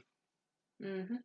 Because there's planning involved, it helps in avoiding repeat dishes. We don't have to listen to kids go, breakfast for dinner? Again? For the 3rd night in a row? Be quiet, eat your bacon. Yeah. Enjoy your eggs. Pancakes! Look, it's up on the wall, and kid 2 is a routine kid. Yes. Big time. He will go down and look, what are we having for night? And it's kind of like the, what are we doing today, coach? Have you looked at the clipboard? That's how it was with him with dinner. If you looked at the board, now he just comes down and he loudly goes, what is gazpacho? Yeah. But he knows it's up there and it helps him. And while we do change it up, it's like, you know what? It's almost dinner time and I'm just not in the mood for that. Such and such brewery's doing burger night and they look delicious. Let's go do that. We mix it up. And he's like, but that's not what the board says. Yeah. Well, I'm in the mood for something else. So it's okay to be flexible. But at least we got a plan. At least we're not getting the 3, 4, 5, 6 o'clock going, what's dinner supposed to be? And then realizing, I don't know, because all the proteins are frozen and everything's frozen and we can't make anything. And what are we going to do? And all the restaurants are full. At least we have a plan. We know what we need to do. what needs to be thawed. A lot of times we'll look at it and go around breakfast time. It's like, okay, tonight we're having chicken, so let's start thawing some. The meal plan also gives us the opportunity to use leftovers. We can plan ahead, especially if we're doing something in the slow cooker, like, hey, we're going to do shredded chicken. Let's make enough for tacos tonight and shredded chicken sandwiches tomorrow or quesadillas tomorrow. Yeah. And of course, I like to keep an eye on the weather. I don't want to be out working at the 600-degree pizza oven we have out in our yard on a 90-degree or 100-degree day. You don't? No. Why not? Well, I'll tell you right now, we're not doing that this weekend when it's 90-some degree days and high humidity. I don't want to be grilling out in a thunderstorm. Mm-mm. Actually, I don't want to be out operating the fryer in a rainstorm. Nope. And we probably don't want to be doing gazpacho, speaking of gazpacho, after coaching for hours out in the cold where I can't feel my fingers. Cold soup on a cold day. Oh, so we factor in. If it's going to be a cold day and we're busy, chili. Yeah. Great option, especially on the weekends in the fall. I love coming home from a late season cross-country meet when it's cold and we got chili. It's the best. The planning also allows for balance, even on a daily basis, for you and me. For the kids, whatever, but we do balance it out a little bit for them, but mainly for us. If we're going carb heavy for dinner, that tells us, all right, we need to kind of go lighter on the rest of the day so we don't come out of this all messed up. Fattier dinner, well, then we're going to eat, quote unquote, cleaner throughout the day. Or with the fattier dinner, like, hey, let's grab some fruit with this. But especially early in the dinner, maybe we don't want to have too much fat. And I'm not just talking about in terms of like, wow, what's the keto with all the fatty stuff. And I'm talking about, look, some dinners just are high in like steak with a nice fat, or frying something, doing fried fish. Mm-hmm. Well, you don't want to have bacon for breakfast and some sort of sausage patty thing for lunch. It's like, you're going to die of a heart attack or something. Balance it out. Have a salad. That's just our opinion. We're not nutritionists, but it's how we do it. Having a high-calorie dinner, take it easier during the day.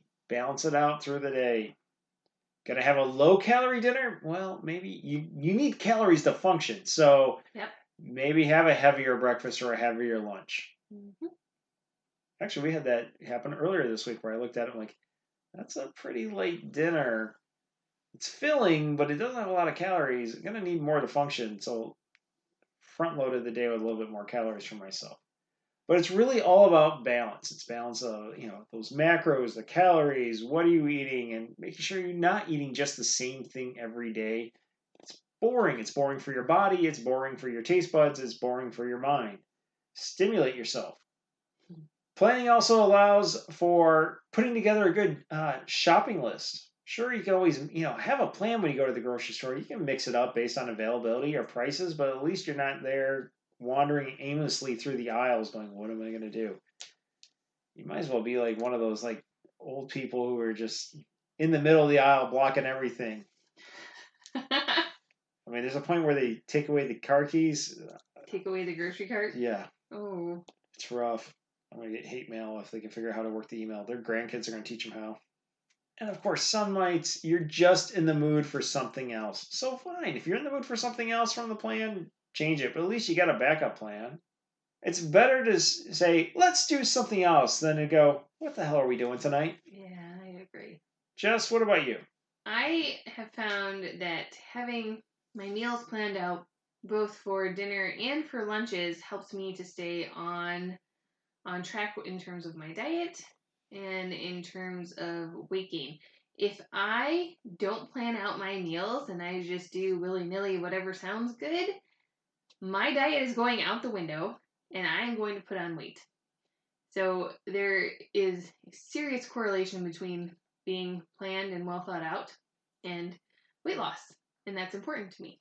I can say for sure when we were planning out our lunches for the podcast we did a couple weeks ago, where we had all of our lunches done ahead of time.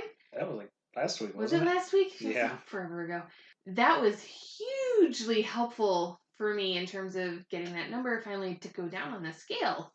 Whereas before I was like, yeah, I'll just see what's in the fridge. What do we have left over from dinner the night before? Whatever. If it's not planned out, I am more likely to just go ahead and grab something simple. Like I did today because we need to go to the grocery store and we didn't have leftovers from the night before. Nothing sounded good and I didn't have something on the board saying this is what you're having for lunch, Jessica. So I was like, yes, I am going to have ramen today. And you didn't want to break into the freezer out in the garage and start thawing things. Well, not for lunch. No. I don't have time to thaw some chicken. It's not thawing in 5 minutes. Exactly. So for me, this helps me to stay on track so that I can lose that weight and get down to where I want to be. Now, I'm sure there's somebody out there going, oh, this is just excessive and I don't need to do all this stuff. To that, all I got to say is kudos. Some people can wake up in the morning and hop out of bed and just roll off to a 5K, a 10K, a triathlon. Good for them. Most people will benefit by planning ahead and packing ahead. Some people can roll through life without planning out their meals, and they don't need to do all the calorie counting and macro counting like we do. Good for them. But in terms of menu planning and planning when they head to the grocery store and stuff, imagine just all this planning. Imagine how productive they would be if they did. Yeah. Kudos for them, though, for making it through life without a plan. Mm-hmm. Well, it works for us. Works for us, and we're sharing, and that's what this is all about, is sharing it. Sharing is caring. So that helps us get in the groove.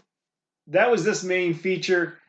Holy cow, we're running long, but we got to get to the Red Arrow Challenge. Red Arrow Challenge!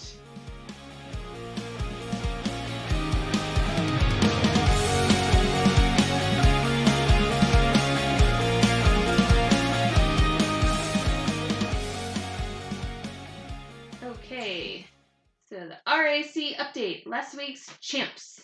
Swimming. 9 and under, Vivian. 10 to 19, Ronan Runs. 20 to 29, Gator Boy was back on top of H. Kaner 305. 30 to 39, Mrs. Coach. 40 to 49, Try Again. 50 to 59-year-olds were afraid of the water? I guess. 60 to 69, Kilogram Ill. Running. 9 and under, Yellow Ninja. 10 to 19, Allie. 20 to 29, H. Kaner 305. That was kind of fun this week, looking at the totals between H. Kaner 305 and Gator Boy. They were back and forth. 30 to 39 on the running was Abel. 40 to 49, Fernanda. 50 to 59, A.R. Miller. And nobody older than that was running. Walking. 9 and under was a tie. Owen B. and Will B. 10 to 19, Connor B. 20 to 29, Smitha. 30 to 39, Becky B. 40 to 49, Vino Mia. 50 to 59, J Mar. 60 to 69, Kilogram Ill. And 70 to 79, Noto Don. Biking on road. 9 and under was Rowan C.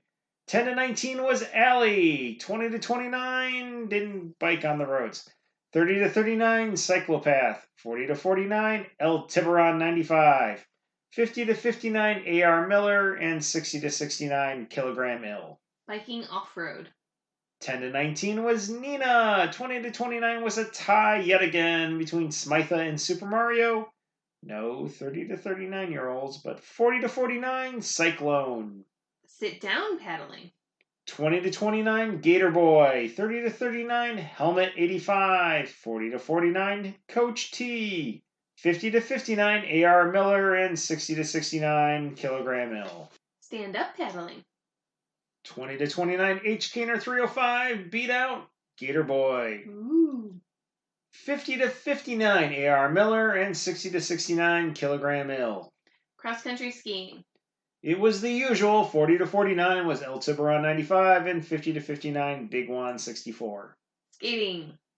20 to 29, Gator Boy. 40 to 49, Great One. Hockey. Still insanely jealous of 40 to 49, Great One, who this week burned 814 calories playing hockey. Woohoo! 814 calories that I didn't get to burn because I didn't get to go play hockey. Soon. Points. 9 and under, Owen B. 10 to 19, Nina. 20 to 29, Gator Boy. 30 to 39, Abel. 40 to 49, Try Again. 50 to 59, A.R. Miller. 60 to 69, the notorious Kilogram Ill. 70 to 79, no done. 80 to 89, we don't have any members that old. And 90 and up, nobody in that category either. Featured members. There's 2 featured members. There's you and me. Woo-hoo! I swam, I ran, I kayaked, I won running and kayaking. And then there was you. You swam. I did. You won swimming. Woo! Between us. Yeah, I did. I swam. I'm pretty excited. My back still hurts, but I'm still under 200 pounds, so that's exciting. Yep. Way to go. Thanks. I won on points. Good job. Thank you. How's your current week going? Good. I've been in the pool. Been busy with photography-related things, and that is a huge time suck where I have to sit on a computer and Photoshop all day long. But when I'm not doing that... You don't have a waterproof computer that you can do it in the pool? Sadly, I don't. That'd be amazing. But when I haven't been on the computer, then I've been in the pool, swimming with the kids or playing with the kids. Sometimes nice. I race you. Sometimes. How's your week? It's not that great this week. Been running with kid 1, but we're not going super fast. And she's really working hard now. Now that she can run her full distance, we've been doing shorter distances, not the run walk for 5 miles. So my run totals aren't that great. Like I said before, I haven't been on my bike, but I've been getting plenty of swimming. So it's kind of interesting to see where it's going. In fact, right before we got on the podcast, I was out doing laps. Yeah. So we'll see. We got a few days left. We'll see how 4th of July weekend goes, whether it's more chillaxing or if it's working out. We'll see. We'll see. How many times can we say we'll see? We'll see about that. That almost sounds like a screen name. We got a Will Be. That's the recap of the Red Arrow Challenge. Check in next week to see who's on top.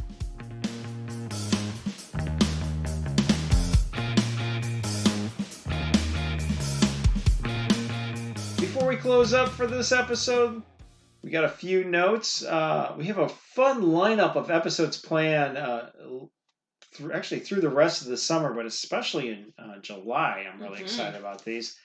Next week, we're taking the show on the road. And I don't just mean, we're going out on our back deck. We are going into the world. Out into the world with other people and everything. So it's not just you and me having a conversation. We're going to be new people. New people. So excited about that. We also have some changes coming to our website and also the Red Arrow Challenge. We're revamping and streamlining the website, making it easier working with some of the constraints we have to work with our hosting site. We're also moving from a subscription service. Currently, if you want to join and do the Red Arrow Challenge, it's $10 a month. We're changing from that to an ad-driven, so we can make the Red Arrow Challenge free to everybody. Yay! And then we get an ad revenue because, well, look, the good news is Red Arrow Challenge will be free. Bad news is ads, but hey, we got to pay some bills. I don't think I'm going to have that done by the time this podcast posts because, look, people. It's a lot of work. I'm working on it. I don't think I can have it wrapped up in time. 4th of July and weekend. Yep. America. Happy birthday, America. We need some hambos. Yeah, we got some stuff to do. So we'll be having fun. But that's coming down the pipeline in the next, relatively soon, but it'll come out in July. We'll open this up a little bit wider for everybody. Speaking of 4th of July, this actual episode will post on the 5th of July. It will post on Sunday. We always post our new episodes on Sunday. For our American listeners, we want to wish you a fantastic and safe holiday weekend. If you're out on your bicycles, watch out for all those other people out there. Those who might be celebrating a little bit too hard. Drink responsibly, people. Bike responsibly, too. Also, happy birthday, America. Yes, happy birthday, America. All right, Jessica. It's been fun. We want to thank everyone for the first 375 downloads of our podcasts. Hooray! And hopefully more to come. Thank you for listening in. It's been fun. Loads of fun. Our next episode of the Red Arrow Health and Wellness Podcast will be out next week. But until then, bye. Bye.